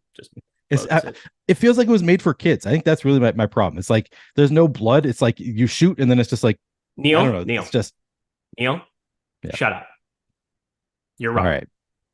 You lose. I award you no don't points, think I am. And may God have mercy on your soul. On the other hand, Game of Thrones, I don't even care that it had a bad ending. I still love it. So it's not that I don't like fantasy. It's just a little bit. I don't know. You just totally like fantasy of like dragons and fucking as opposed to like exactly. None of that. You get me. I just want dragons and fucking. That's all I really want. All right. We went the Neil Orfield story. There's his origin story. That is going to be the name of my book. I just want dragons and fucking. Exactly. That'll be the perfect name of my book. Somebody's going to make a book cover for that, and it's going to be epic. Post it on twitter.com, please. I'll retweet. All right. So we went through the 9K range, but you said it sounds like you have some interest in the 8K range. Yeah, let's just go anybody from 8,000 to 9,000. I'll open it up to you. who are you getting to the most? Who are you interested that is getting? Who are you above the field on the most? Tell me who you like in the 8K range. Yeah, so I'm above the field most on Bobby Miller. Okay. That is definitely the guy. He throws at 99. I'm just shocked every single time I look at his K rate because I always expect it to be through the roof based on the stuff and the stuff alone. He's facing Cleveland, which from a strikeout perspective isn't ideal when you have Quan and Ramirez there at the top, 10.7 and 9.8% K rate respectively. Two of the harder bats to be striking out there. Cole Calhoun doesn't really strike out either. But you get Gabriel Arias now batting 6th. You have Bo Naylor in that lineup. And then just from a pure stuff perspective, this guy has a 377 expected slugging, just a 22.4% K rate, but I do expect that to steadily incline. Every time I look at his pitch mix, you look at this 4-seamer and then how the slider and changeup play off of it. The curveball sinker are okay pitches as well, getting quite a bit of whiff with that. Just a 6.9% barrel percentage. Every time I look at his pitching profile, I'm shocked that he's not better. So I'm just going to keep playing him because eventually when he does reach his potential, I think that you're going to start seeing him K 7, 8 in these kind of spots pretty routinely. And so I want to be early to the party in that spot. And well, he's 3%. That's the other big part of it. Yeah. It's disgusting to say, and I think I've been kind of bringing his name up more than I would like to admit on the last couple of shows that he's appeared. But Graham Ashcraft at 0.5%, it's an overpay at 8,300, but he has no doubt gotten a lot better since the beginning of the season. He ended up being, I think he was hurt to some extent because it just went bad fast. And he only has a 16.4% K rate, but he's pitching deep into these games, and he's started to just get better and better as he's going along. You also run into an Angels team that at the same time that they are going to give up, or they're going to have power in this ballpark. And I love getting to pretty much all bats in this entire game. I like the Graham Ashcraft side just because of where that ownership is at 0.5%. Not that hard, even though he's got 3.9% top 2 percentage. Hey, positive leverage. That's great. But on the other side of this one, I think Lucas Giolito, just from a shorting perspective, he gives up so much power, 34.1% ownership coming in on him right now. That's a little bit too rich for my blood. I'm less than half the field on that right now. I've been pretty bearish on chalk pitching the last couple of days, but continues to just be a spot where I see more Cincinnati bats coming down the pipeline for me. Just speaking of this game, guess who I just got with the last pick in a draft on Underdog? Are you literally doing a draft as we're doing this show? No, I did it literally just before we started. Before I went into Zoom, I was finishing up my draft. The final pick of the draft, I got Mike Trout because I guess people didn't know he was going to be in, so he doesn't have an ADP and people are just not drafting him. Fantastic. Does that scare you at all? That? Does that scare you at all with Graham Ashcraft? Like, because in general, I've liked playing pitchers against the Angels while Trout has been up, but now we got Trout and Ohtani in there. Yeah, it doesn't really. It's change terrifying. The but the enough. other part of the equation, it's kind of like what you're running into with Aaron Judge or a lot of other power bats. At the same time that there's power potential there, a pitcher wins out when you face them 3 times. If you're going to have Mike Trout hit 333 against you, okay, that's its own thing. Or maybe you'll walk him one time. Yeah, there's fantasy potential there in that, but there's also a 28.8% K rate behind his name. So the chance that you have to strike him out is elevated to having his bat in a lineup. Sure, it's replacing some moot other Los Angeles Angels outfielder to some extent. I mean, as you're looking at the lineup here today, there's no Mickey Moniak. I would think that would be the main omission as a result of Trout being back. But that is surely, as I'm looking at it, somebody with a 28.8% K rate, that's going to give you an extra opportunity, even though Graham Ashcraft with just a 16.4% K rate, not exactly the most ideal of spots. Okay. Nicholas Robertson, I don't know what your response. He says, I said the same thing, and Neil said small sample size. I think you're talking about the show yesterday when you literally gave a 1 game. We're talking about some pitcher, and you said he got blown up the last game. And I was just asking, are you really making any decisions based on what happened the last game? That's clearly too small of a sample size. Anytime you're dealing with a 1 game sample, you can count me out on factoring that in. Same. All right. 7K range. Brian Wu is at 7,600. Carlos Rodon, obviously playing against Washington, looks interesting. Who do you like below 8,000? Yeah, it's an interesting spot here because, again, if I'm going to be shorting Giolito, I'm going to be playing a lot of Gallen and Snell. Already made that pretty apparent, but I like the strikeout stuff just like everybody does for Brian Wu. And, I always do the D2 thing. Woo, woo, woo, Brian Wu. And I feel like that's like a requirement of me introducing him. Just want to watch that movie now. Do you just say woo woo? That was like the least like. But it's Kenny Wu. Okay.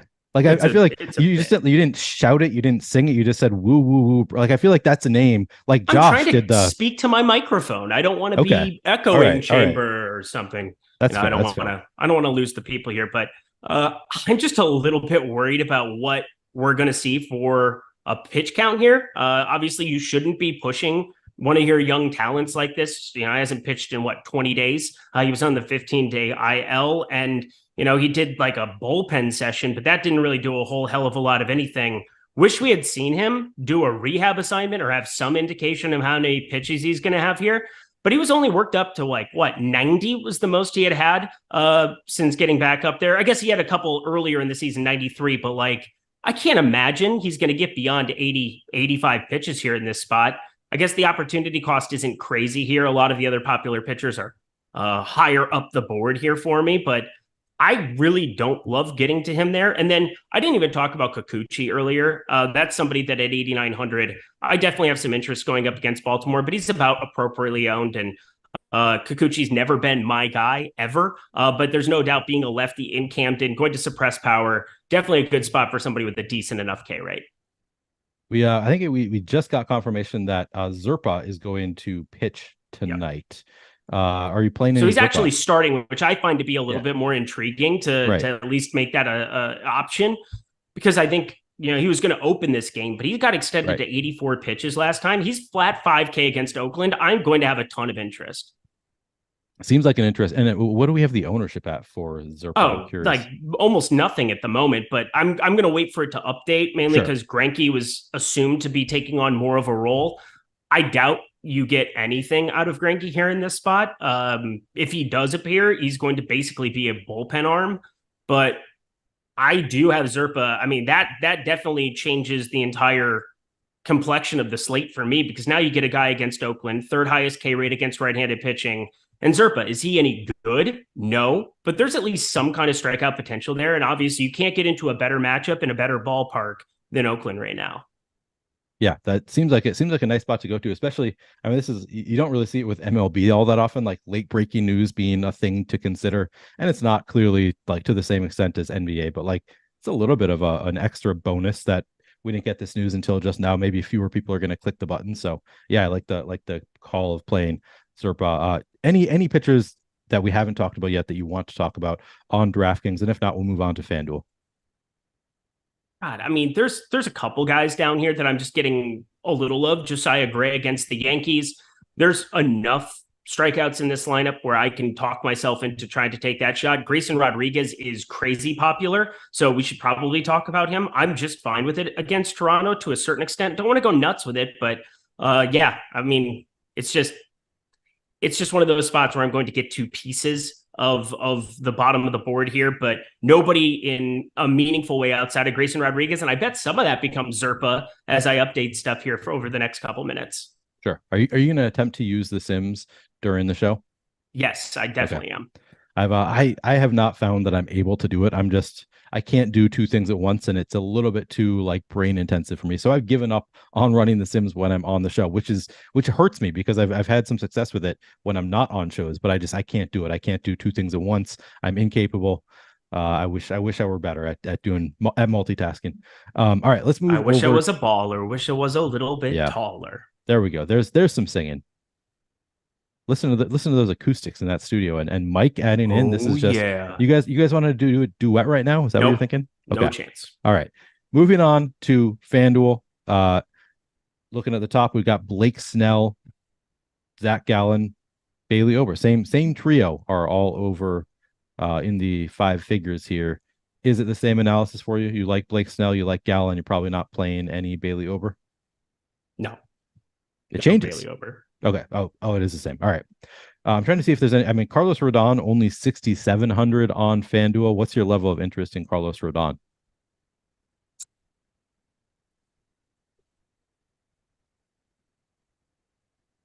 None. Okay. Do you think that Look, he's 15.4% owned. I thought I was going to get to. I'm really not getting to him in any capacity. Washington's one of my highest owned teams on this slate. Oh, wait, was I on? No, I was on. I think I was on FanDuel. Is he 6,700? Okay. Yeah, I would assume that it's going to start coming down, and then maybe he starts coming back up. But yeah, he was at 15.4%. I'm just looking at what I had uploaded into Cruncher. I just copy and pasted it. I'm going to take the new version. Wade Miley moving up the board now, 6,300. That's an interesting one for me. Minnesota Twins, a little bit more intriguing. Ben Stackinist says, not sure Neil knows the Kenny Wu reference. You are correct. I don't know the Kenny Wu reference. Is that? Yeah, I could tell. Is that shockingly enough, I could tell you didn't know what I was talking about. Okay. What is it? Is it a movie? What is? Yeah, Kenny it's a Wu? movie. It's D2 Mighty Ducks. Woo, really? Woo, Kenny Wu. Yeah. Here, He's a fun hockey fact. player. Fun fact about me. So my grandfather owned the apartment building that one of the kids lived in the original Mighty Ducks, and as a result, got me tickets to the premiere, which I know is nothing to you, Eric, because you go to movie premieres all the time. But me being a Minnesota boy, it was a rare opportunity. I got to go, and pretty sure I met like Emilio Estevez, that kind of stuff. I don't really remember it, to be honest, but I know that I went to the premiere in Minnesota of the Mighty, or some event related to the Mighty Ducks in Minnesota. So that is my only real connection to the movies. I don't have the same connections that Eric has there. All right. Don't stop it. You're playing one pitcher on FanDuel, like in single entry. Who do you think would be the pitcher you'd go to? So I think FanDuel is epic today. I'm playing FanDuel as well, mainly because I find the board to be insane. You got Lucas Giolito in a third of FanDuel lineups, and that is just downright broken to me. I love Cincinnati for single entry today, and we'll talk about them, I'm sure, at length. You have Carlos Rodon pulling ownership at 6,700. No, thank you as well. And then Blake Snell, he's at 10.3. I am going to be a little bit over the field on 18.9% there. And I kind of expect, this is just like that little hunch feeling that I get, that he's actually going to end up being a little bit higher owned than that. So I'm tempering expectations. If he's 18.9%, that would be epic. But Zach Gallen is 2.9%. Grayson Rodriguez is the only other guy really pulling ownership, and I have zero Justin Verlander interest. Every other pitcher, Bobby Miller, sub 1%. John Gray against Arizona, 9,200 seems like ridiculous, but 0.5%. Graham Ashcraft against the Los Angeles Angels, talk the case through that, 0.5%. You got so many pitchers that are pulling absolutely no ownership. Even Jesus Luzardo, there's a case for him on FanDuel, 9,400. He's been awful of late, but giving up power, and there's definitely power at the top of this Padres lineup. But you're talking about a guy with some pretty pronounced strikeout stuff, sub 2% on a slate, where there's not like Spencer Strider, where there's not some 32, 35% K rate even showing up outside of like a Blake Snell here, who again is 10.3. And it's just fine for me. I am just a little bit floored by the FanDuel board based on our ownership, and I am pretty excited to play it today. Okay, right on. Optimal Prime says, Neil, don't forget to mention you can't win a free month of Stochastic twice in the same year. I made Stochastic Hall of Fame multiple times and found out the hard way. Well, first of all, congrats on making it twice in the same year. That is impressive. Not many people can do it. But yeah, you can't win twice in the same year. You can find all the rules at stochastic.com/avatar. I went over some of them. But yeah, that's a good reminder from Optimal Prime that you cannot do it twice in the same year. Ben says Cake Eaters. Yeah, my parents actually live in Edina now, which I think that movie is the first time I ever heard the term Cake Eaters. My dad grew up in Edina. So yeah, Cake Eaters, near and dear to my heart. All right. On DraftKings, if you're playing a cash lineup on DraftKings, who would be your two pitchers? Cash lineup on DraftKings. Cash lineup. I'm assuming. So I'm not playing cash today because I refuse to play Lucas Giolito in cash. So I know that would be kind of a contrarian take. I would probably go Blake Snell, Grayson Rodriguez. I would be bypassing Giolito, I think. And that would probably make me rare, but I get more payoff if Lucas Giolito fails in tournaments. So I'm just only playing tournaments today. No cash. Okay. Makes sense. All right, well then we should move on, talk about the bats, talk about some of our top stacks. First, I should remind you guys that this show is sponsored by Caesars. I'm sure Mike has a graphic you can throw up there, throw a link into chat. But if you use our link when you sign up for Caesars, again, you bet $50, you can get $250 in bonus bets. They're going to come in 5 different increments. You're going to get $50 at a time. You do need to use them within a week after you get each of those $50. However, you can't like hoard the $50 increment bets, but once you win, you can obviously hoard that money. So still fantastic deal. Check it out if you have not already done so. Brand new. This deal just came out yesterday. If you're in a sports betting state, you need to take advantage of these kind of deals because that one is fantastic. You get a lot of first deposit matches. You don't get a lot of 5x kind of matches. So that is a very cool deal coming in from Caesars here. Of course, the legal age for gambling in most states is 21 plus. And if you were swimming, know as a gambling problem, call or text 1-800-GAMBLER. All right, Eric, are you ready to talk about some of our top stacks? Yes, sir. All right, so looking at the top of the ownership on, I'm on FanDuel. Let me move over to DraftKings. We'll start there as usual. Silly rabbit, I know. We'll start by talking about some of the chalkier stacks. We have 3 that are reaching triple digits on DraftKings. We got Atlanta, Pittsburgh, the Dodgers. Do you like all 3 of these stacks, or is any one of these popular stacks? Are you going to be overweight to any of these popular stacks? I'll start there. Okay. I'm going to be overweight to the Dodgers in certain pieces, and then I'm going to be overweight to the Angels as well against Graham Ashcraft. So it's kind of a play both sides of it there for me in LA. I think Angel Stadium, people don't know how up it plays for power. And then getting Mike Trout back into the mix, that's obviously a fantastic deal in the same way that I make a case for his K rate being out there for a pitcher to possibly pick up an extra couple. You're getting one of the better hitters in baseball, even on a down year for his standards. 526 expected slugging, 391 xWOBA, and a 52.7% hard hit percentage. Hits it high, hits it far, 19.2 degree average launch angle. Makes for a fantastic combination with Ohtani. That's a super expensive combination, but I am terrified of how much of this Zappo character that I am getting to right now in my last run. I am truly appalled by myself as a person. And that is just, the Dodgers are showing up in absolutely everything, whereas I was a little bit over the field before. Now I have no problem getting to Mookie Betts, getting to Max Muncy, getting to Freddie Freeman, getting to Will Smith. Power, speed, everything you can do against Noah Syndergaard. It is just beautiful to be able to get this opportunity to, in the year of our Lord 2023, stack against Noah Syndergaard yet again. 377 xWOBA, 522 expected slugging, and a 9.5% barrel percentage. If you're not missing bats against the Dodgers, you're in a lot of trouble because they will just make contact and the ball will fly very, very far. Don't even sleep completely on Michael Busch. He's been awesome at AAA so far. 323, 432, 615. Another lefty, as if the Dodgers needed to find another lefty for us to have a headache with, to add to this mix. They do have the Peralta, Hayward, Outman combination in the outfield that's all there. And that, is all under 3,500 to make 5-man's work a little bit easier. This Kansas City guy just made everything show up for me in Dodgers and Angels. Yeah, it's just 5,000 going up against Oakland. A lot to love there.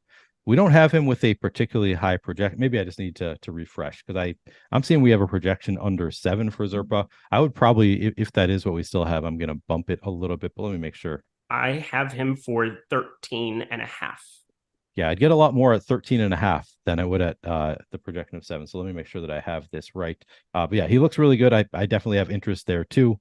So let me update that. Maybe I'm looking at the wrong thing. Serpa, I had the wrong split stuff up for him too. I have to change it because he's playing Oakland. He's a lefty, so I have to do a couple of things, and I know Oakland's been better against lefties, so maybe that's going to mitigate it and change my number here. But it's still going to be a spot that at 5K, I'm going to get to him because I assume the field will not get to him as a presumed starter nearly as much as they would have if we knew that news at the beginning of the day.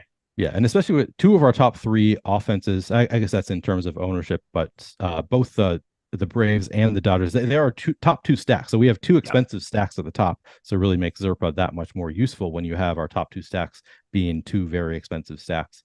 All right, so outside of those expensive stacks, so your You're playing some Dodgers. You're playing some Braves. Did you talk about Pittsburgh at all? Are you playing any? No. It sounds like you are against Nope. Adam Wainwright. Nope. Okay. I'm not. Oh, you're not. And I thought I was going to get to an absolute metric ton of them coming off of yesterday. And again, he is so bad. But we have now seen routinely that people are just going to jam against Adam Wainwright across the industry. And that is yet again happening. 10.4% ownership share there right now. I know there's a tiny bit of positive leverage based on like top value percentage, based on they've got the highest stack score by quite a bit.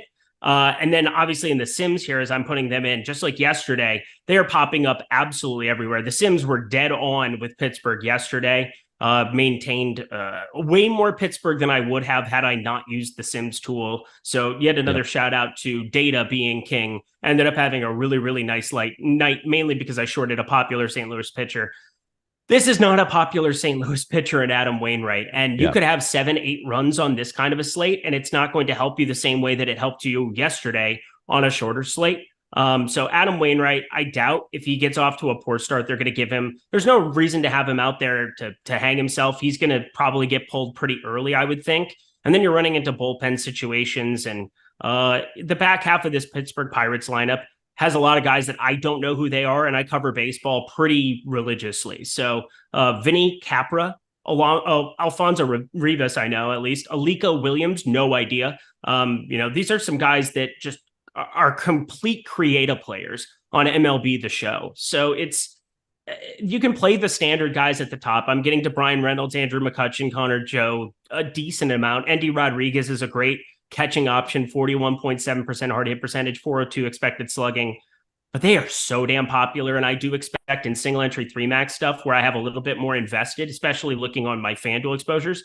I do not want to be getting to as much Pirates as the field are currently. Okay. Yeah, that is totally fair. I just realized that I had thought you already talked about them because Noah Syndergaard, Adam Wainwright, to me, it's just like these old guys who used to be really good and are no longer. Oh yeah, you were talking about the Dodgers against Syndergaard, not Pittsburgh against Wainwright. A lot of blow up spots for some of these old guys going on here. In chat, Aiden was asking about John Gray. So just going back to pitchers real quick, asking if John Gray is playable on DraftKings. What do you think, Eric? Josiah Gray. John Gray, who's asking. Oh, John Gray. Okay. Yeah. Of course, they're on the same slate, and I was trying to answer a question in Discord. I am looking at, John Gray's fine. I think on FanDuel, again, there's so many of these guys that are pulling absolutely no ownership. It's so concentrated, and it's concentrated to Giolito, and I know why, because there's strikeout potential there for sure. There's also the potential he gets his absolute ass kicked, and I'm getting the entire board to try to screw around with and be able to get positive leverage. So I'm just doing that. Yeah, John Gray's in that bucket of pitchers that are more than acceptable. Okay. Sounds good. All right. We can go back to some of the top stacks. So who are your most exposed stacks there? Are there any others that you're getting that we haven't already talked about? Yeah, so I'm rerunning stuff again here, mainly because we've got, 22 minutes. I'm going to have more than enough time here. I like the Atlanta side. Of course, everybody does. But, as much as they've got the highest top stack by quite a ways, 14.1%, you look at the individual hitters, just look at the Ozuna ownership yesterday, just makes me disgusted. And of course, he goes and hits double dong in single entry where he's the highest owned Brave. That was unfortunate. But all of these guys are more accessible for me now based on what I'm getting to for Zerpa. I'm really hoping his ownership comes up and saves me, because this is not somebody that I want to have 30-35% of in 150. It just isn't a very profitable thing, I don't think, to play as much of him. But currently nobody's going to be clicking on that button, and it's against Oakland. So you can kind of in blind faith knowing that any stretched out pitcher against Oakland's going to see a much increased profile. You get Zach Geloff. I will say you especially avoid with the lefty. You don't have Tony Kemp leading off there, who's been sub 10% in terms of K rate. You don't have him in the lineup, period, against lefties. You have Esteury Ruiz buried to the 8-hole. We're at 20.2% K rate. That would be a little bit more problematic, if you will. And Jordan Diaz, Shane Langoliers, they're going to strike out a decent enough, especially Shane Langoliers, 29.4%. So to bring back pitching, again, he's a 5K guy who's opening up the entire board. So yeah, the top end, getting to the Dodgers a lot, getting to the Angels, specifically Ohtani, Trout, and I'm getting to a ton of these Braves in all sorts of ways. Who's your most exposed bat? Right now, it is Mookie Betts. Do you do a lot after you've run your sims to adjust things, like to like give boosts to players or stacks or anything like that? Sal Frelick scratched. So yeah, that's a cleanup hitter from Milwaukee that's now removed. I wonder what bat they're going to throw in there. If it's going to change anything for Bailey Ober to any extent. I doubt it, but at least wanted to throw that out there. For me, I do a lot of the ROI boost stuff where I can kind of toy with things. It's a little bit more volatile than just giving a thumbs up where it changes your projection. I think it's like 6 or 8% on Fantasy Cruncher, where it extreme range on both ends where each click gets that kind of percentage added to it. It seems as though the 5 or 10% number really moves the needle in certain directions. So I try to let it run the most. The one thing I definitely do is I will group lineups as 5-mans alone, and I will star and favorite the 5-mans, even though I build with 4-mans and 3-mans to try to replicate the field, to try to do things in that capacity. But I'm strictly entering 5-mans and then the odd 4x4 from time to time on DK. Yep, I'm similar mostly on a slate this size. I'm generally doing 5-man primary stacks and then some 4x4s. Occasionally I'll do a 4x3, but I'm not even sure that that's advisable. I do it occasionally, but I don't even know if I really should be on a slate this size. All right. Any contrarian stacks that you are really into today? Oh God, I have a lot actually. It's going to be me narrowing down who I'm not going to be getting to at this point. I think I'm just going to be getting to a lot more Blake Snell now. It looks like, and that's going to be paired with a lot of Minnesota going up against Wade Miley. Wade Miley's ownership's just started to climb a little bit here as we've gotten closer to lock. And at the same time that Minnesota is going to strike out a lot, this is a dude who doesn't have strikeout stuff in Wade Miley. He's mainly somebody who limits hard hit, 31.9%, has just a 16.3% K rate. And Donovan Solano, Jorge Polanco, out of the middle of nowhere, Jordan Luplow batting third, Royce Lewis, one of the best prospects, and just stay healthy, young man. Yeah. Matt Woolner left on left doesn't really matter to me. I'm still going to play him. The hard hit against lefties showed up in AAA, still going to show up, I think, at the bigs. Nice to see him getting opportunities against lefties because I do think he's going to be very functional against them. Maybe not the best, but again, functional is good enough for Matt Wallner there. There's powers, decent enough pieces there that I'm just getting to a lot of Minnesota in the current iteration. So yeah, it's going to be Zerba, Snell, plus a lot of 5-mans for Minnesota today. Love to hear that you're in on the Twins. I'm realizing I need to be making my lineups now too. But yeah, you definitely do. And then Cincinnati, I'm way over. At the same time that Lucas Giolito is going to run into a lot of strikeouts from time to time. He's giving up crazy power across the board. Let me pull up actually the entire profile because I just clicked out of something else here. But Lucas Giolito, a 153 expected ISO against lefties. He has a 220 expected ISO against righties with a 276 actual ISO. That's pretty freaking absurd. I'm looking at everybody. Matt McClain, really like him there. Interesting to see TJ Friedel leading off here, but Spencer Steer, Christian Encarnacion Strand, and Novi Marte, who, pretty limited sample size on him, so I'm not going to really comment yet on who he might be, but a decent enough prospect. I like Cincinnati today as a complete leverage stack, considering playing them in single entry. Ooh, that's sounds like something Greg would do. So do you often play like super low owned stacks against leverage pitchers? Yeah, I do. Lucas Giolito is the most popular pitcher, so and that kind of is like another alarm bell. And then it's not like Cincinnati doesn't have power. I mean, they've had less power than people think. I'm pretty sure that that's true. Like Christian Encarnacion Strand leads this team with a 438 expected slugging, which wouldn't lead probably any other team in baseball. Matt McClain, 426 expected slugging, but he's a professional hitter, as is Spencer Steer. Ellie De La Cruz, he's overrated, 34.8% K rate, but the speed and power combination. It's just a boom bust spot, I think, on both sides. And if 35% of the field is going to side with one of it, and then 1% is going to side on the other, I'm obviously going to narrow the gap. Are you also anti Ellie De La Cruz? I feel like everybody at Stochastic is like, this guy is super overrated, way too overhyped.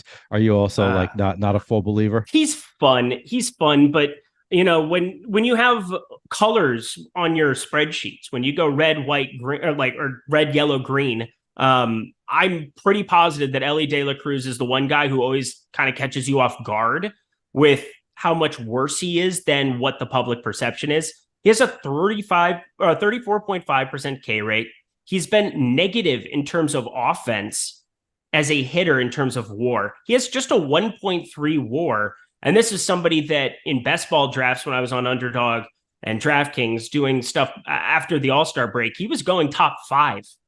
What are we doing here? So it's just relative to what the field expects him to be. And then what I expect him to be. He's a guy with a 95 WRC plus. So he's been a below average hitter, a below average offensive player in baseball in a spot where he's obviously fun to watch, obviously does really cool, exciting stuff, hits the ball hard, but it doesn't necessarily show up in the old run category. Yeah, it was insane how early he was going in those best ball drafts. Like I was like, really? I don't get it. Are you having any better luck than I am in the best ball playoffs there for MLB? No, I got one team through the first round and then was dead. I only made 9 lineups because I was chasing overlay. And I made like 18, I think, or 19.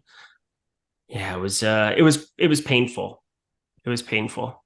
I got 2 through somehow, but they're currently in 5th and 8th place, so they're not moving on.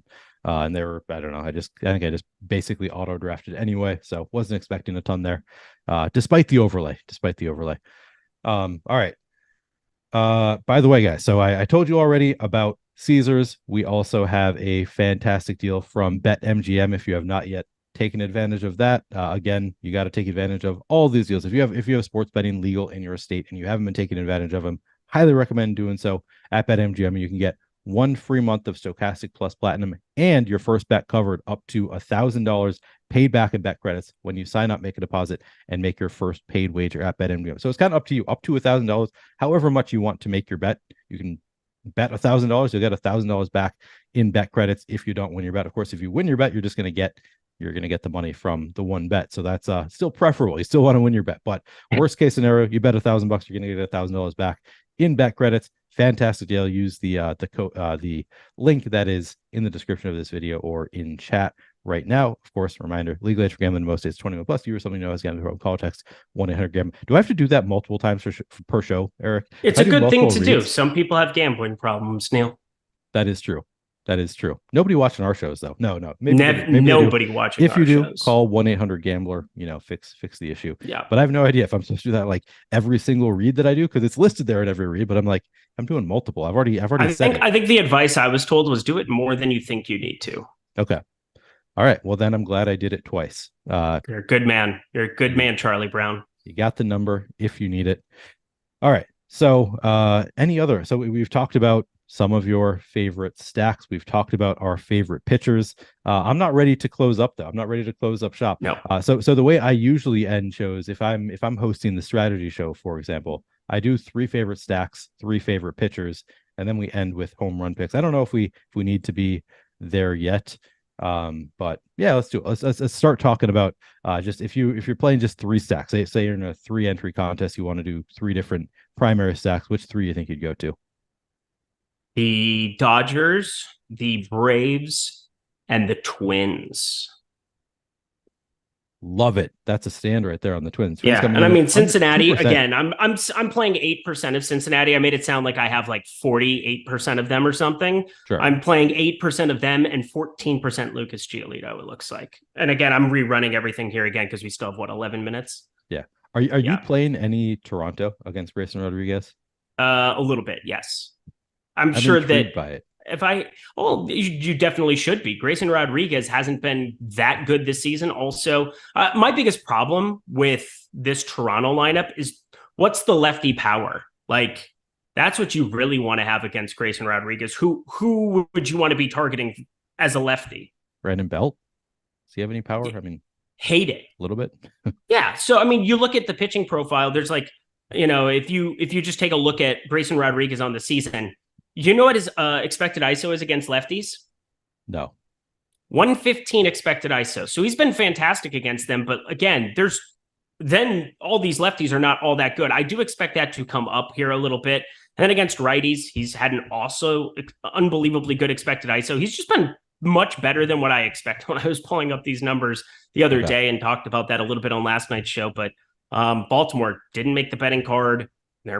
I love this lineup in general, but Kikuchi, nice to be a lefty pitcher there in Camden, but in Orioles Stadium, but feeling pretty good about shorting Grayson Rodriguez just ever so slightly.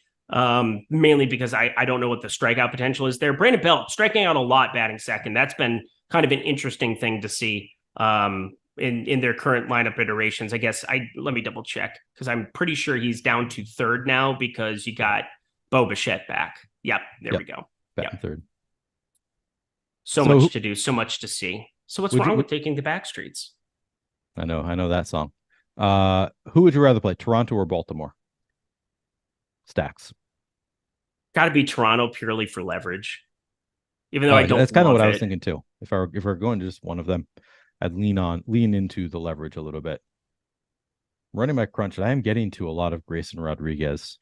Are you playing? Sounds like you're fading Grayson Rodriguez, but like to what extent? How much do you think you're going to get there?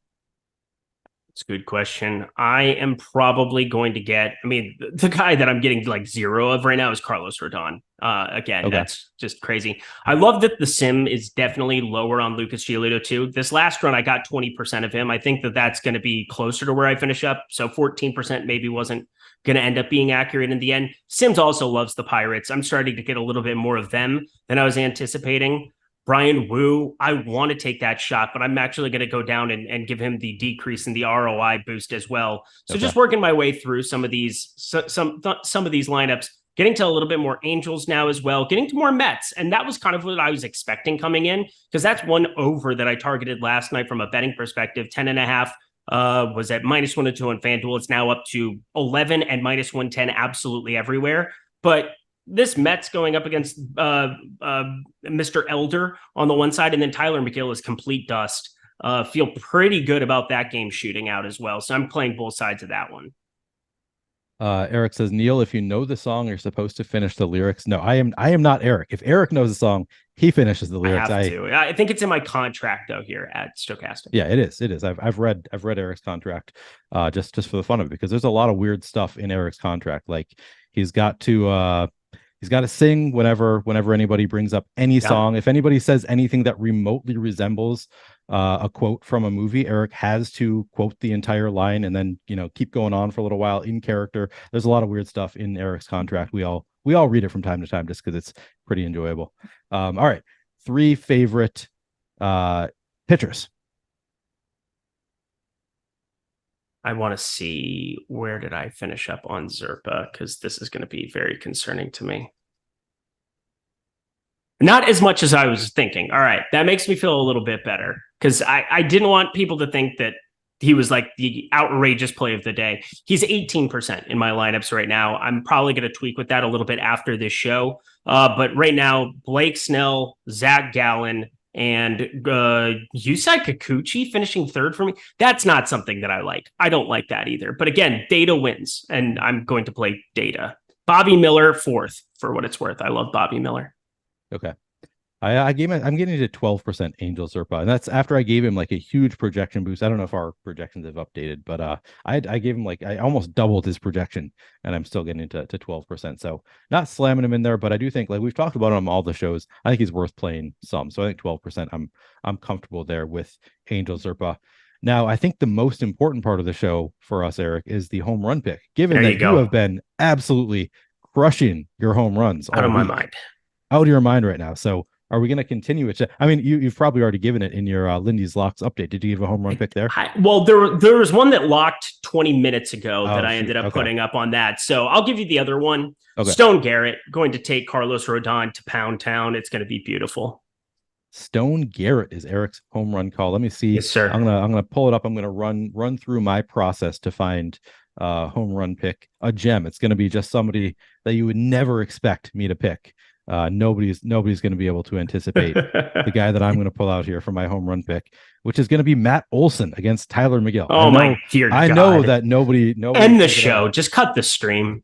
I've got Matt Olson with a 40% chance of hitting a home run tonight against Tyler McGill. That is nuts. Nice Kevin says Mr. Stone Garrett. He's agreeing with your pick. Mike Yokastic says Stone Gossard is in Pearl Jam. He just likes to throw random facts out there sometimes. That is a very true statement, though. No lies were told. I didn't know that. No lies were told. Bregman says Father Time. Michael Harris says Jake Swales. Nicholas saying Marcel Ozuna. Why isn't so that'll make 48 home runs in the last 2 days? That'll piss me off. Nice. It's like the one Brave I'm not overweight to, I think. Is Marcel Ozuna? Yeah. So surely he will go very, very yard today. Sorry to hear that. It's okay. I'm glad Nice Kevin also has Matt Olson. So it's not just me on this really off the beaten path. I know he's not for everybody, but for those of you who want to be brave, you can join me in my Matt Olson home run love tonight. CJ Angel Zerpa, I think, is in the projections. Is he not? He is, but he's not very high in them. I'm higher on him. Yeah. And I think Josh was pretty high on him. I'm not not extremely high. We don't want to make it sound like he's like some incredible play, but we've got him for not a great projection, but I think he is. I totally understand why, but the circumstances have changed where now if he gets 5 innings and 90 pitches, there's an opportunity for a win there. There's also increased strikeout potential against this Oakland team. It's also a great ballpark to suppress some of the power and stuff that's lingered. So did you have to let it linger? We got to get out of here. Do we need to get out? You need to make some lineups? No, we don't. No, I just need to try to Bryce Harper went yard. That's cool. Could have picked him. Number 11. It's wild to see only Bryce Harper with 11 home runs at this point. I know he was hurt for a little bit, but that's still a low number. That is pretty low. Wait, who do you have from the earlier game? So Patrick Bailey plus 600. Patrick Bailey, okay, and I switch hitter. He's better against lefties. He's better from the right side of the plate, but I do think with 3 lefties there, and then he's sandwiched between lefties, he probably gets to see a lefty at some point today. That's also helpful to him. His expected ISO is like 60 points higher, though, also than what his actual ISO has been. So positive regression candidate. That's what you want to be betting on. You want to be betting on the curve, baby. He's saying that he's still not seen Zerpa, so I've got him at 6.7 as the projection for Zerpa. If you want to throw that into your projections, I actually upgraded him to. I'm giving him a projection of like 12.5. So if you want to get him into some lineups, I would do that. But we've just got him at 6.7 in the stochastic projections. For those asking, Anthony Chow says, "Yikes, cranberries." I like the cranberries. I think not the food, but like the band. I think she died. Band's okay. Unfortunately, did she really? Rip. Yeah. Great voice. I think I only know. Oh, that's funny, Mike. No, she did not. She did not choke on a cranberry. I don't remember. I think maybe cancer or something. Sad that she's gone. But I think I know 2 of their songs. I think they were. I enjoyed their 2 songs. Might have had their CD at one point, actually. All right. Somebody just said Kim Hase Kim Dong is an easy bomb. He says SportsWiz. A couple people were predicting rookie bombs here. Nolan Schanuel for his first home run of the season says Alex, and then somebody said somebody for the Yankees, I believe, some rookie. I'm missing out. Well, we got to end the show, so I'm not gonna go find the thing. Yeah, she had several years ago. Anthony confirms. Okay, that is going to do it for the show. Eric, do you have any final thoughts? No, I'm going to be paying attention to Zerpa ownership. Also, on these slates, just always be ready to late swap in the event that your chalk busts early, that anything happens early. You can make some maneuvers. People don't do that enough in MLB DFS because it's a lot harder than it is in NBA. It's also not as essential as it is in NBA, but definitely still want to be doing it. Small edges on these kind of slates. Let's just ride out the dog days of summer and make some money, friends. Yeah, let's do it. Let's make some money. Thank you guys very much for watching. Again, I didn't say it since the beginning of the show. If you have not yet hit that like button, please do like the video. It helps us out quite a bit. Go sign up for BetMGM Caesars if you haven't already, and good luck tonight.